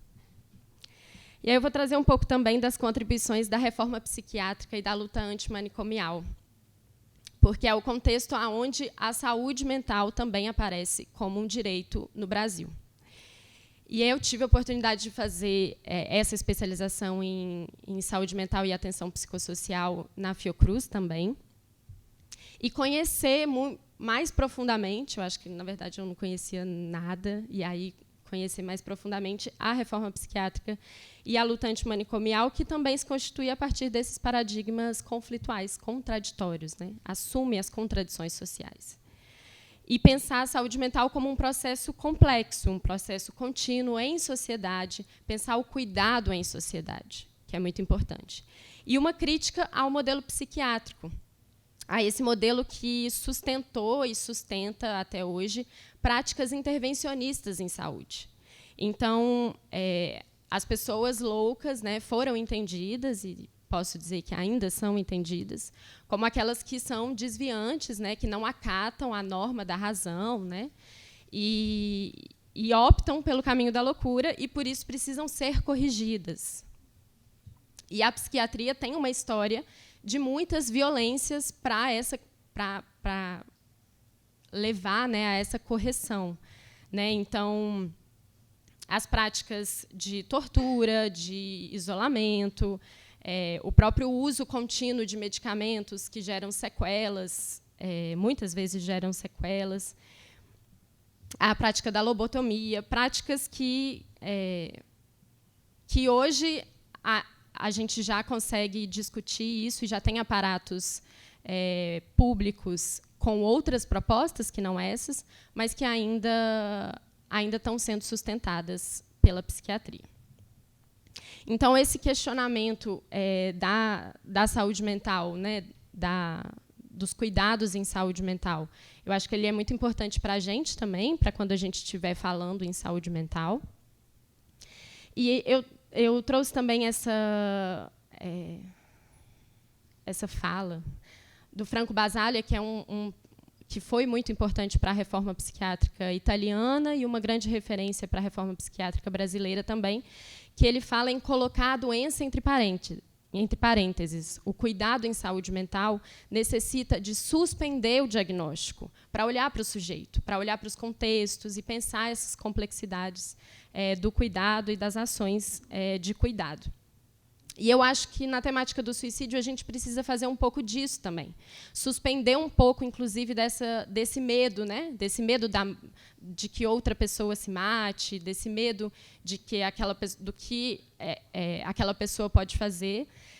Suspender essas questões, às vezes, que estão restritas à morte e à vida, e pensar uma complexidade maior daqueles sujeitos, daquelas pessoas que...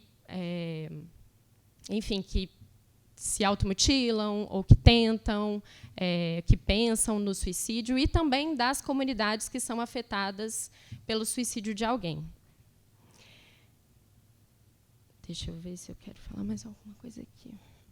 E aí uma atenção aos discursos de medicalização e patologização da vida, que foram falados aqui também. É muito importante a gente se atentar a isso, né? Porque são os discursos, o que me parece é que a psiquiatria ela já não tem mais muito espaço dessas ações violentas, assim, pelo menos legalmente. Aqui no Brasil, a gente já tem a Lei 10.216, que protege o direito das pessoas em sofrimento mental. E o suicídio pode ser, né, acho que uma hipótese que eu levanto, pode ser um caminho que a psiquiatria encontra também para reforçar essas atitudes intervencionistas. Então, em caso de tentativa de suicídio, pode haver uma internação compulsória. E aí é importante da gente pensar como que o suicídio pode ser um campo justamente de conflito, assim, dessa apropriação dessas práticas que, historicamente, produzem muito mais sofrimento do que cuidado. Então, a gente ficar atento a isso também, atento a esses discursos de medicalização e de patologização, porque são esses discursos que sustentam práticas sociais, né? E a gente está pensando esse campo discursivo, mas porque esse campo discursivo ele não está deslocado do que ocorre na vida, né? Do que ocorre concretamente.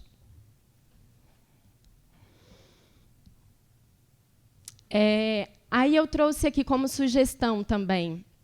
Não é uma área que eu pesquisei com mais profundidade, mas esse site Made in Brasil, que é um site que reúne publicações, artigos, reportagens, entrevistas, alimentado pelo pessoal lá do LAPS, do Laboratório de Saúde Mental e Atenção Psicossocial da Fiocruz, e que reúne pesquisas críticas sobre saúde mental e sobre suicídio. Foi falado em suicidologia, e tem também a suicidologia crítica, que é a suicidologia que vai questionar os contextos sociais em que os suicídios ocorrem e aparecem. Né? Tá, faltam 5 minutos. E aí, uma das coisas interessantes que aparecem, né, que eu encontrei lá em artigos do Made in Brasil, é justamente questionar o uso de medicamentos, né, quanto os jovens, adolescentes têm começado a usar medicamentos psiquiátricos muito cedo, e não é um consenso de que os medicamentos, as drogas psiquiátricas, estão protegendo os jovens e os adolescentes do suicídio. Pelo contrário, muitos desses medicamentos podem levar ao suicídio, né, e o uso contínuo também como sendo uma coisa muito perigosa. Então, acho que é importante a gente ter atenção a isso. Nesse livro, Saúde Mental e Atenção Psicossocial, que eu também recomendo muito a leitura para quem estiver pensando em saúde mental no Brasil, o professor Paulo Amarante ele fala sobre 4 dimensões do cuidado em saúde mental, da saúde mental e atenção psicossocial: a dimensão teórico-conceitual, a dimensão técnico-assistencial e a dimensão jurídico-política. E a dimensão sociocultural, que eu acho que é onde que a gente pode se sentir convocado aí a sermos aliados da saúde mental e da reforma psiquiátrica, pensando essa produção de sentidos, a produção cultural. E eu tento também trazer um pouco dessas 4 dimensões para pensar o suicídio, né?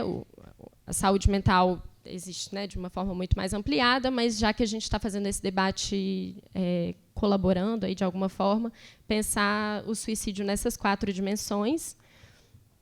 Aí eu vou pular essa parte, porque eu quero chegar em alguns outros pontos. Na minha pesquisa, eu destaquei também alguns eventos sociais, né, durante esse tempo que eu mapeei as páginas do jornal o Globo.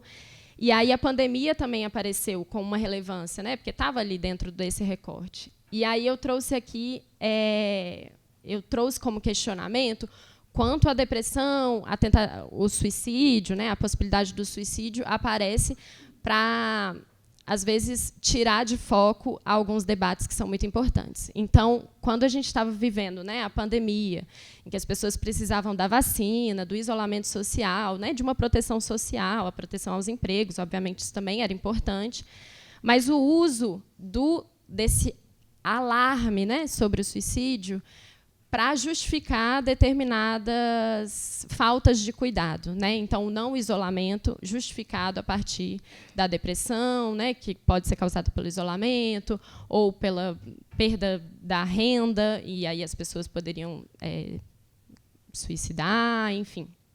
E aí, nessa live específica, inclusive, Bolsonaro faz uma leitura de uma carta de uma pessoa que se mata, enfim. E como que isso vai desviando, né, como que isso pode ser usado para desviar os focos, né, dos problemas que precisam de cuidado naquele momento. Aí eu faço um mapeamento de 4 principais narrativas que aparecem nas páginas do jornal o Globo, que eu chamei de suicídio como uma questão de polícia, onde aparecem narrativas policiais, homicídio, suicídio, questões jurídicas e a periculosidade. O suicídio que pode ser prevenido, né, então pensar esses suicídios que poderiam ter tido alguma intervenção, como aparecem também esses sentidos do diagnóstico, do sofrimento, as relações entre saúde mental e suicídio, e aí aparecem alguns sentidos sobre bem-estar, sobre o direito e sobre a própria doença. E Getúlio Vargas e outros suicídios marcantes. Eu coloquei Getúlio Vargas porque apareceu muito recorrentemente, assim, muito não, né, mas com alguma recorrência, o suicídio de Getúlio Vargas como um suicídio marcante, como outras pessoas, personalidades, também ganham destaque na mídia por conta do suicídio, e algumas noções de drama e tragédia muito associadas às narrativas de mulheres que tentam suicídio. Pode passar. E aí a minha pergunta-chave também, né, eu já estou encaminhando para o final, é a gente pensar como a gente está criando esse problema do suicídio na comunicação, o que estamos fazendo ver e o que estamos deixando de ver, né?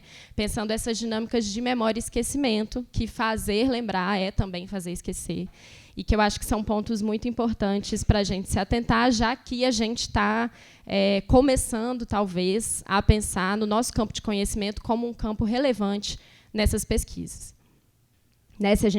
O que a gente está falando em relação à prevenção do suicídio, à promoção da vida, e de quais vidas estamos falando, né? Quais vidas a gente está se reverenciando aí. Pode passar. No final do livro do Camus, O Mito de Sísifo, ele termina dizendo: é preciso imaginar Sísifo feliz, e aí eu tomei mais essa convocação da imaginação do que da felicidade, que eu acho que a felicidade talvez vai ser discutida mais pela psicologia, e a gente pode ficar com a imaginação. Como que a gente pode imaginar caminhos para pensar e criar narrativas sobre o suicídio, que não sejam só essas narrativas que a gente talvez já conheça um pouco, né, ou conheça um pouco mais, e aí tomar essa imaginação como uma convocação importante para o campo da comunicação e da educação também. Aí eu vou fechar, mas eu quero só mais uns minutos. Pensar em interdisciplinariedade, eu trouxe alguns livros aqui que foram importantes na minha pesquisa do mestrado, que eu não vou falar sobre cada um deles, mas que essa oportunidade que eu tive de fazer especialização em saúde mental e o mestrado em comunicação e informação foram 2 experiências interdisciplinares. Eu estava com psicólogas, eu estava com enfermeiros, assistentes sociais, no mestrado com cientistas da informação, bióloga, nutricionista, o quanto que a interdisciplinaridade pode contribuir para a gente pensar essa temática e da gente se arriscar um pouco a sair do nosso campo de conhecimento, né, beber um pouquinho ali de cada dessas fontes que estão produzindo conteúdo sobre isso. Esses livros de literatura, Hospício é Deus e Quarto de Despejo, que foram muito importantes para mim nessa convocação em relação à imaginação, porque a Carolina Maria de Jesus e a Maura Lopes Cansado, esses 2 livros são diários que elas produziram e diários que circularam nos jornais da época. Então, a gente pensar quais narrativas contra-hegemônicas também têm espaço nesses jornais, têm espaço na mídia, ajudou um pouco a pensar sobre isso. Pode passar.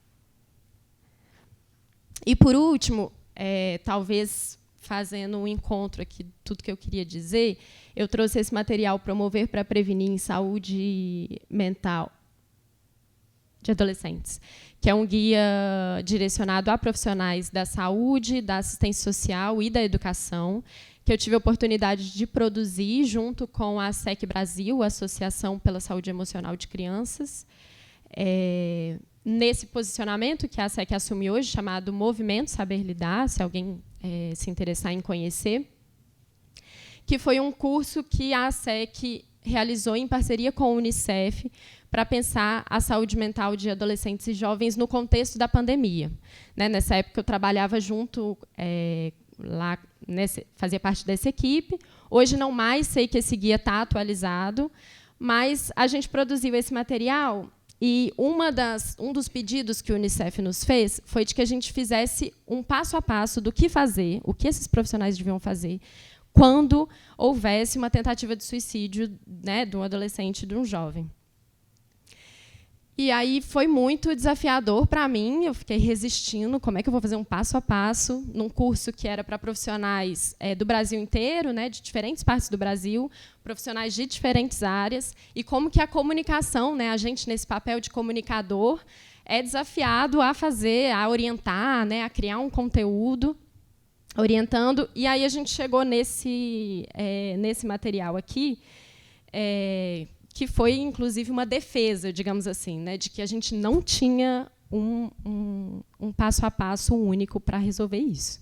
Então, a gente fez essa defesa de que o primeiro passo seria o profissional reconhecer as condições que ele tinha de oferecer o apoio emocional, né, para que ele pensasse quais as condições que eu tenho diante dessa situação de sofrimento, e muitas vezes a tentativa de suicídio aparece em uma situação de sofrimento extremo, né, então qual era a condição emocional que aquele profissional tinha para receber esse pedido de ajuda.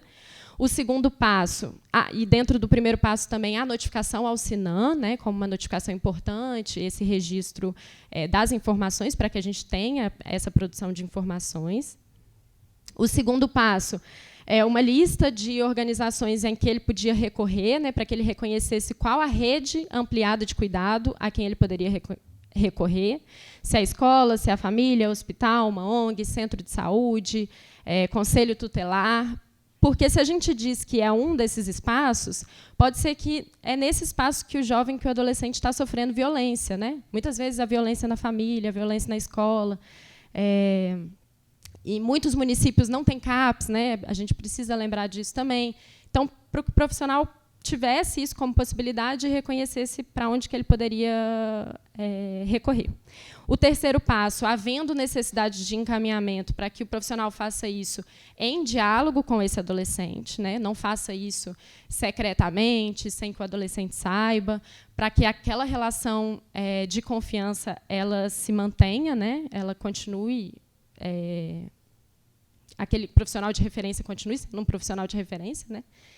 E por último, o último passo para que o profissional tentasse reconhecer qual era a rede de apoio que ele tinha acesso, reconhecer o que ali, né, não deu certo, o que ele pode aprender sobre isso e aonde que ele vai pedir ajuda, como ele também se mobilizou em relação a esse pedido de ajuda, a essa tentativa de suicídio.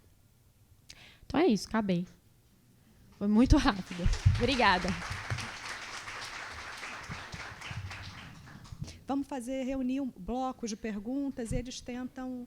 Fernanda, então, vamos tentar reunir, então, algumas perguntas e cada uma resume ali, né, o que for possível. Um instantinho.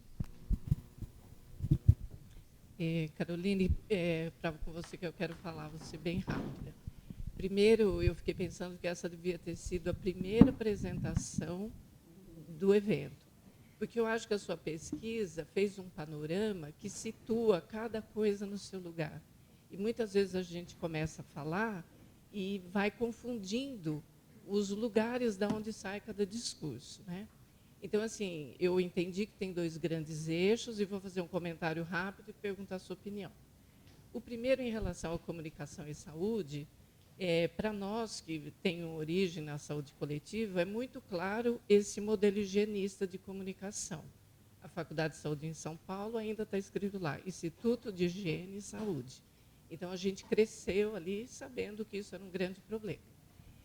E eu percebo, na convivência que eu tive com a saúde, que a OMS está alinhada com esse grupo. E eu queria saber a sua opinião. E eu acho que, ontem eu até brinquei, falei, não devia chamar Organização Mundial da Saúde, sim Organização Mundial Médica, porque ela representa o discurso médico, não o discurso multifatorial, interdisciplinar. E eu acho que isso fica muito perigoso na medida que, como ela é uma referência muito importante mundial, todos os outros profissionais da saúde, outros, se reportam e falam, mas eu estou seguindo a OMS. Principalmente quando começa o debate sobre como a OMS orienta a se informar. Então, eu queria saber a sua opinião sobre isso, e que foi muito importante você lembrar da reforma psiquiátrica, porque ontem, conversando, a gente falou de novo. E eu lembro que o Paulo falou assim para mim, mas como você começou a discutir suicídio assim, o Paulo Navasconi? Eu falei, porque eu vinha da reforma psiquiátrica, para mim era claro o que estava acontecendo. E eu acho, sim, que a psiquiatria perdeu um pouco do terreno dela no início da reforma psiquiátrica, e acho que o suicídio foi usado para retomar esse poder. Eu acho que é uma disputa de poder muito grande que tem. Então, como você mergulhou nisso, eu queria saber a sua opinião. É isso. Não, o Paulo ali queria também fazer. Então, vamos. Paulo, tem outro dedo levantado ali ao fundo. Depois eu ainda vou botar uma. Vou tentar ser bem breve. Na verdade, parabéns, né, pela mesa. E eu acho que, na verdade, nem é uma pergunta. É mais um compartilhamento de uma angústia mesmo, assim, né? Eu fui anotando aqui muitas coisas. E aí, principalmente, eu fico pensando, né? Acho que vai muito ao encontro com o que a Fernanda falou. Quando a gente vai pensar em prevenção, né, eu acho que o primeiro ponto é prevenir o quê? Né? E eu acho que é muito problemático. Assim, a gente tem muitas questões que sempre a gente fala, né, prevenir a vida, prevenir o sujeito, prevenir o suicídio. E aí eu fico pensando qual é o papel da mídia. Né? E aí acho que antes disso é pensar que mídia é essa. Né? Se é a mídia hegemônica, se for a mídia hegemônica, de modo algum, acho que... E aí eu talvez esteja sendo pessimista, mas pensando nessa mídia hegemônica, talvez ela não esteja disposta, né, e não vai estar disposta a pensar um processo de prevenção e, sobretudo, de olhar para o fenômeno do suicídio. Não estou nem dizendo aqui no plano da prevenção, né, mas para pensar esse fenômeno, né, do suicídio. E aí eu fico pensando que talvez uma das saídas é justamente da gente tentar olhar, então, para essas mídias contra-hegemônicas ou, sobretudo, mídias populares. Como, por exemplo, eu tenho visto, né, eu vim do estado do Paraná e lá a gente tinha alguns coletivos de mães que tinham perdido seus filhos e, a partir disso, acabaram fazendo jornais, acabaram criando ali redes de tentativas, não de informações, por exemplo, e muito legal, Carol, que você colocou lá, resistindo essa solicitação dos passos, né? Porque não tem como pensar a prevenção, não tem como. Eu acho que é um desserviço quando a mídia coloca e retroalimenta as discussões da OMS e, sobretudo, dessa discussão desses passos, né, do que ou não que fazer. E eu entendo que eu estou também na prática, e estar na prática é angustiante quando você vê o sujeito ali. Você precisa, de fato, de algo. O que eu posso fazer, o que eu não posso fazer. Mas antes, suspende o suicídio. Né? O que é? É um sujeito, é uma vida, mas que vida é essa? Eu reconheço essa vida?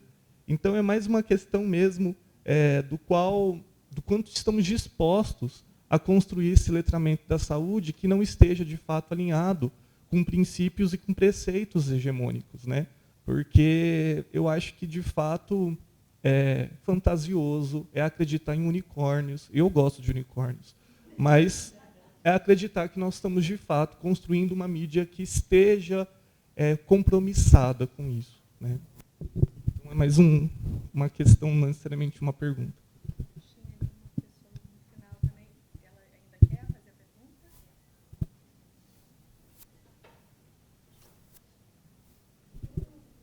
Bom dia, eu me chamo Thali. Sobre essa temática, mídia, juventude e suicídio, o que ficou para mim da mesa... Posso falar mais alto? Então, vai aqui mesmo. É um pouco como que a mídia pode oferecer um recurso, de fato, para que possa combater os suicídios ou possa promover uma reflexão efetiva no trabalho, no cuidado contra o suicídio. Nesse sentido, os meus estudos mais recentes, eu fui vendo que tem algo que, na nossa cultura, que eu fui estudando um pouco e fui chegando um pouco nisso, e aí algo que não é nem tão explícito assim, mas acho que talvez a gente consiga chegar em algo aqui. Na nossa cultura, a gente não tem um ritual de passagem da adolescência para a vida adulta. E a falta desse ritual tem efeitos significativos em nossas vidas. A gente nasce completamente dependente de um adulto, e quando a gente vai chegando na adolescência, é esse momento em que a gente vai tendo e podendo ter mais autonomia, inclusive cada vez mais perto, né, de um momento de pensar autonomia financeira. É um momento angustiante, porque para a gente ter autonomia, junto a gente tem um processo de perda de outros processos que eram esses de dependência de algum adulto, enfim. E como é que a gente lida com essa angústia? Na falta de um ritual de passagem, uma cultura que nos prepare para a entrada na vida adulta, é um processo que pode gerar muita angústia e muito sofrimento. Nesse sentido, o que a gente vem observando, e está na fala, esteve na fala da mesa, né? Assim, uma cultura de consumo. A gente consome as mídias. É muito rápido. Assim, hoje em dia, a gente vê, se a gente volta para a nossa adolescência, a gente via menos essa automutilação, por exemplo. Né? Hoje em dia, as respostas são muito rápidas. A gente consome a mídia, a gente consome o nosso corpo, a gente se corta. A resposta é rápida. Né? Há um sofrimento muito profundo, uma resposta muito rápida, às vezes é a automutilação, às vezes é o suicídio. Nesse sentido, me vem um pouco assim, como é que a mídia poderia falar e trazer, pensar essa temática dos rituais de passagem. Mas também me pergunto que rituais de passagem poderíamos ter. Né? A gente tem outras culturas que têm, né? Cultura indígena, algumas tribos têm. Aí eu não conheço muito, mas assim tem alguma coisa que esse talvez também seria um caminho, mas tem algo que também é anterior que me gera vários pontos de interrogação para entender essa cultura em que a gente consome. É muito rápido. A passagem ao ato é quase que a resposta única. Não é. Mas a gente precisa ter mais recursos para que não seja. É isso. Obrigada. Depois da Paula, a gente... Ali.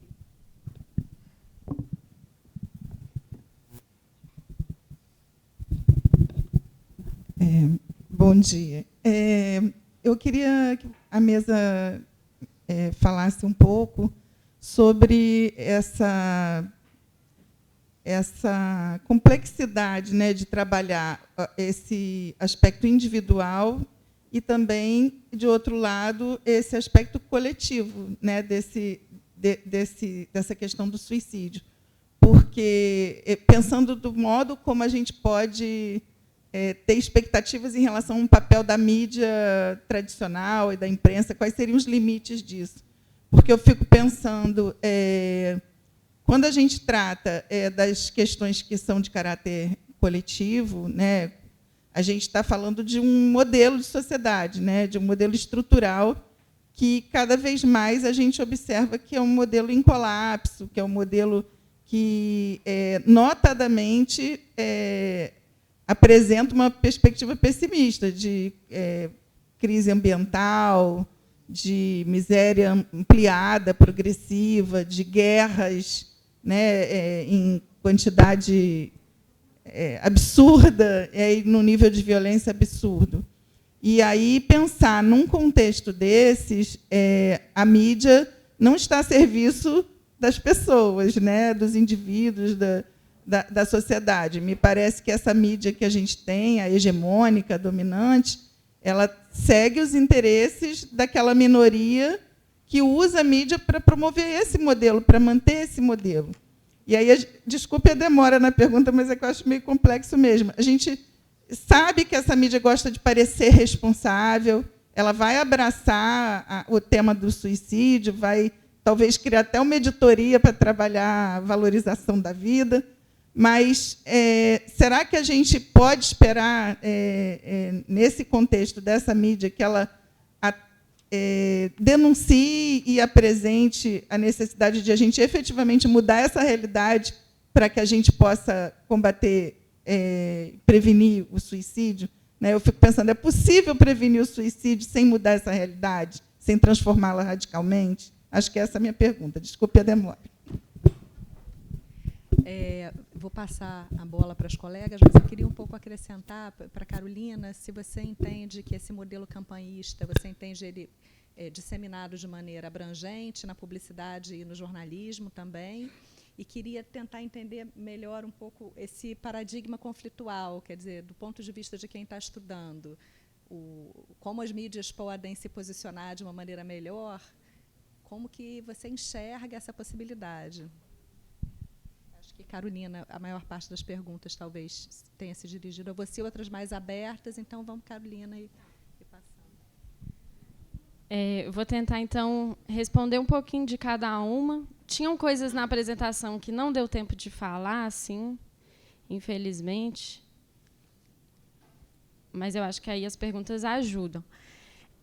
Sobre a OMS, eu vejo que eu fiquei pensando muito, eu acho que nesse processo de reflexão e de autorreflexão, que eu acho importante de ser feito na pesquisa, e eu fiquei pensando como as orientações da OMS, para nós, comunicadoras e comunicadores, acaba sendo um ponto de segurança, né? Então, essa ideia de que a gente pode causar o suicídio de alguém, ou de que a gente pode ser responsável ou culpado, né, como foi dito, essa coisa da culpabilização pelo suicídio de alguém, isso é um pouco ameaçador, assim. Então, nesse processo de autorreflexão que eu fui pensando também na pesquisa, é de que dá medo de pensar o suicídio criticamente e depois alguém vir dizer, contar um caso aqui de alguém que, né, morreu por suicídio e você, de alguma forma, foi responsável por isso porque você não ofereceu a cartilha da OMS para essa pessoa, porque você não indicou o CVV para ela, assim.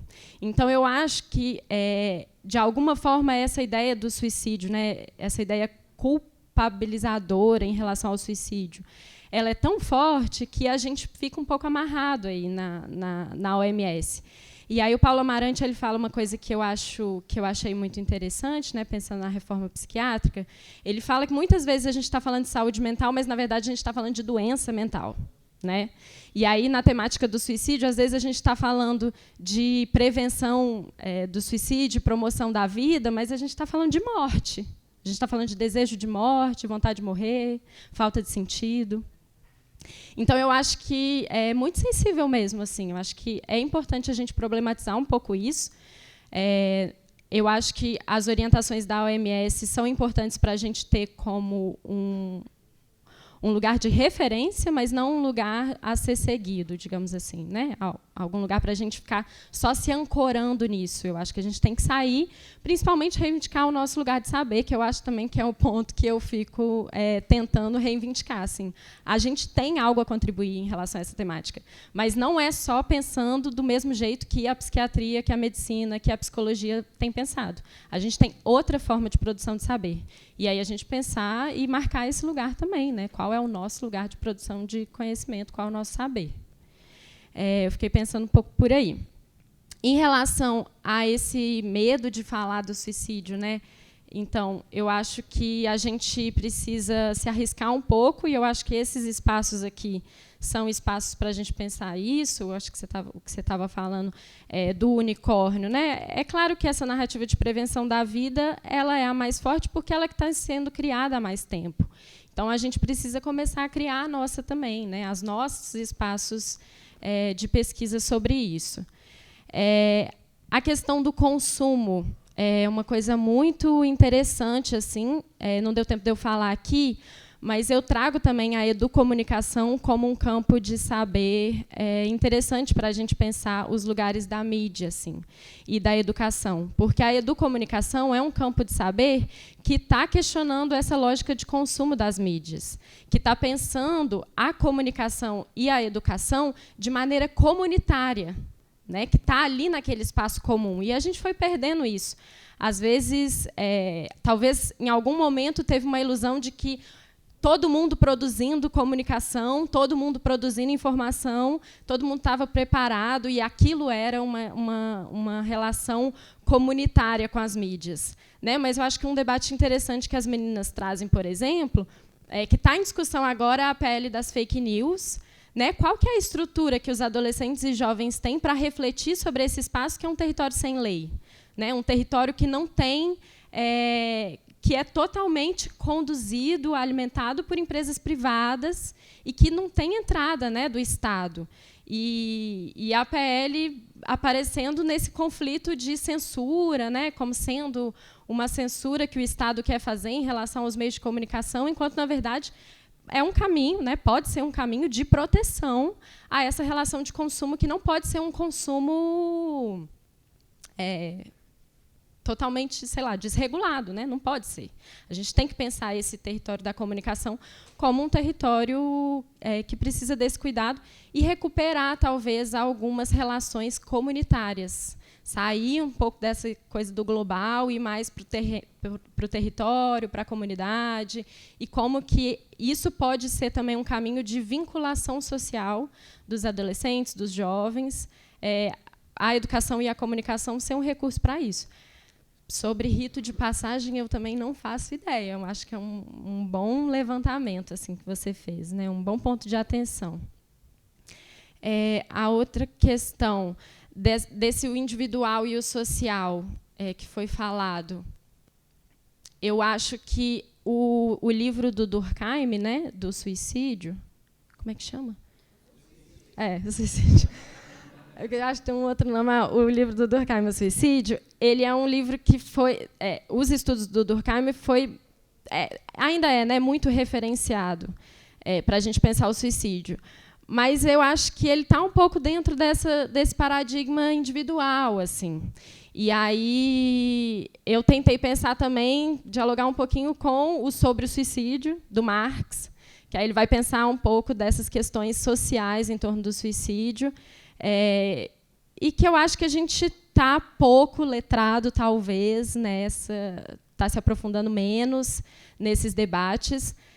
Eu não sei o que é individual, o que é social. Eu sei, assim, eu sei porque outras pessoas sabem e estão ensinando sobre isso, que a subjetividade, que a saúde mental não está na cabeça.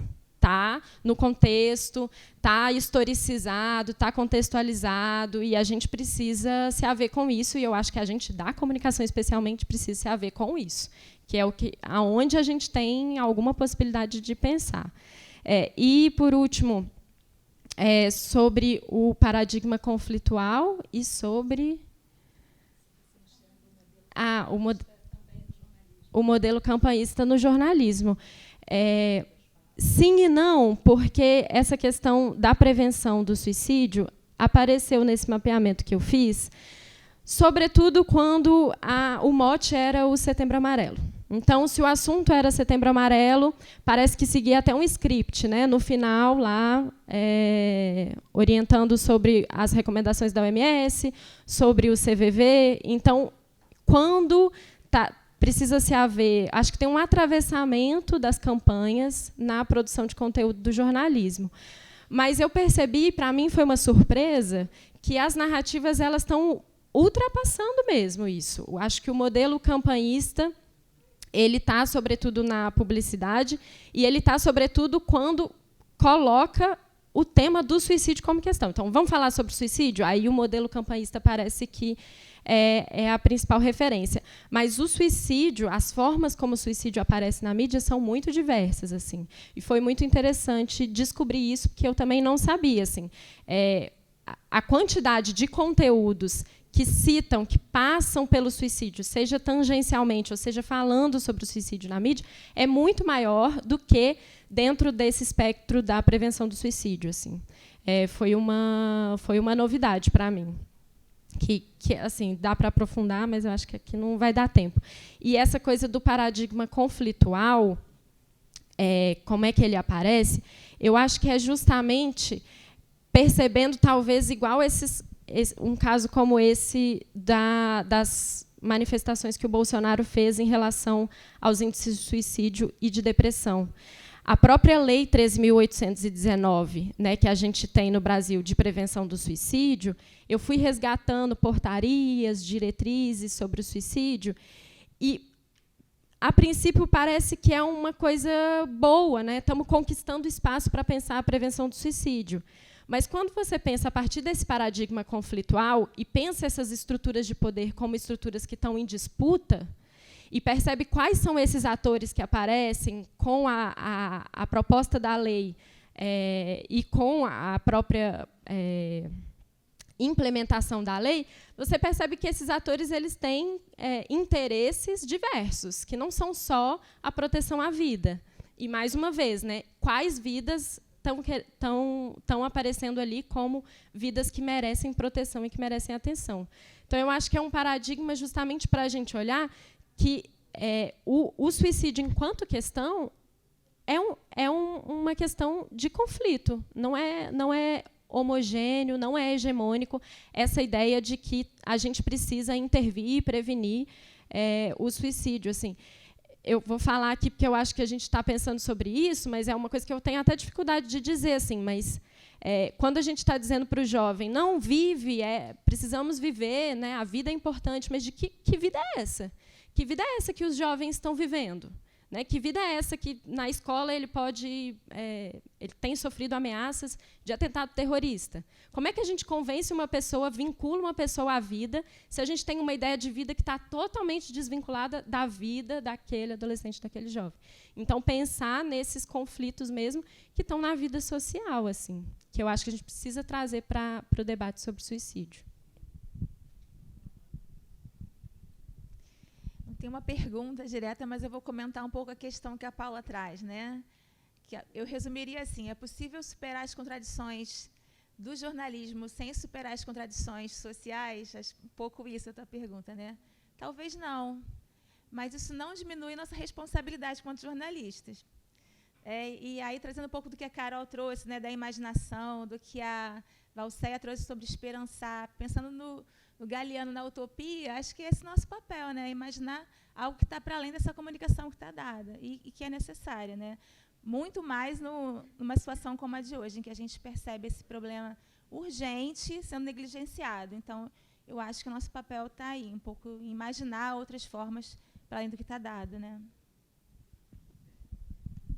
Vai ser uma complementação rápida, mas pensando, ficou para mim assim forte das perguntas, como produzir, dentro do contexto da mídia, em especial quando se pensa na mídia hegemônica, um discurso, né, uma narrativa que realmente fale da valorização da vida, bem nesses termos que a Carol acabou de falar agora no finalzinho. Tem que ser no chão, com o pé no chão, no local. Né? A gente precisa pensar, talvez, uma mídia que seja realmente disruptiva, assim. E isso se faz no pequenininho, no miudinho. Muitas vezes nós precisamos, claro, de ações maiores que tenham maior reverberação, mas muitas vezes essas ações mais amplas elas não vão ter uma reverberação suficiente num campo local, porque elas não dialogam com essa realidade. Então, a gente tem que partir da realidade.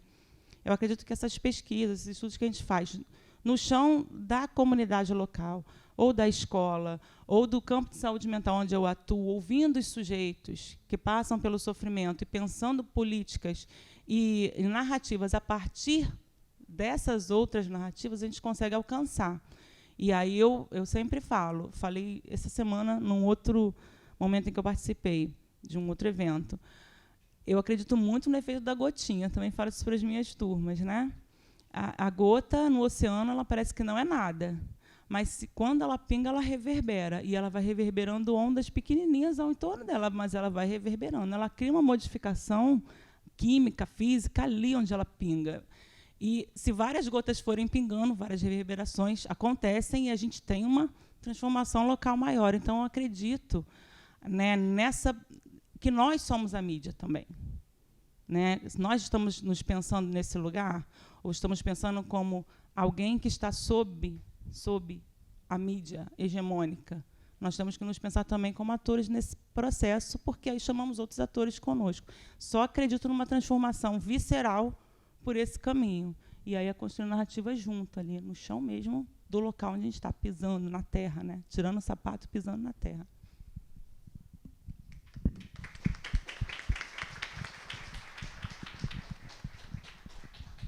Acho que a Valcé já fez o encerramento perfeito, né? Agradeço aos colegas, adorei as apresentações e vamos para a próxima. Obrigada.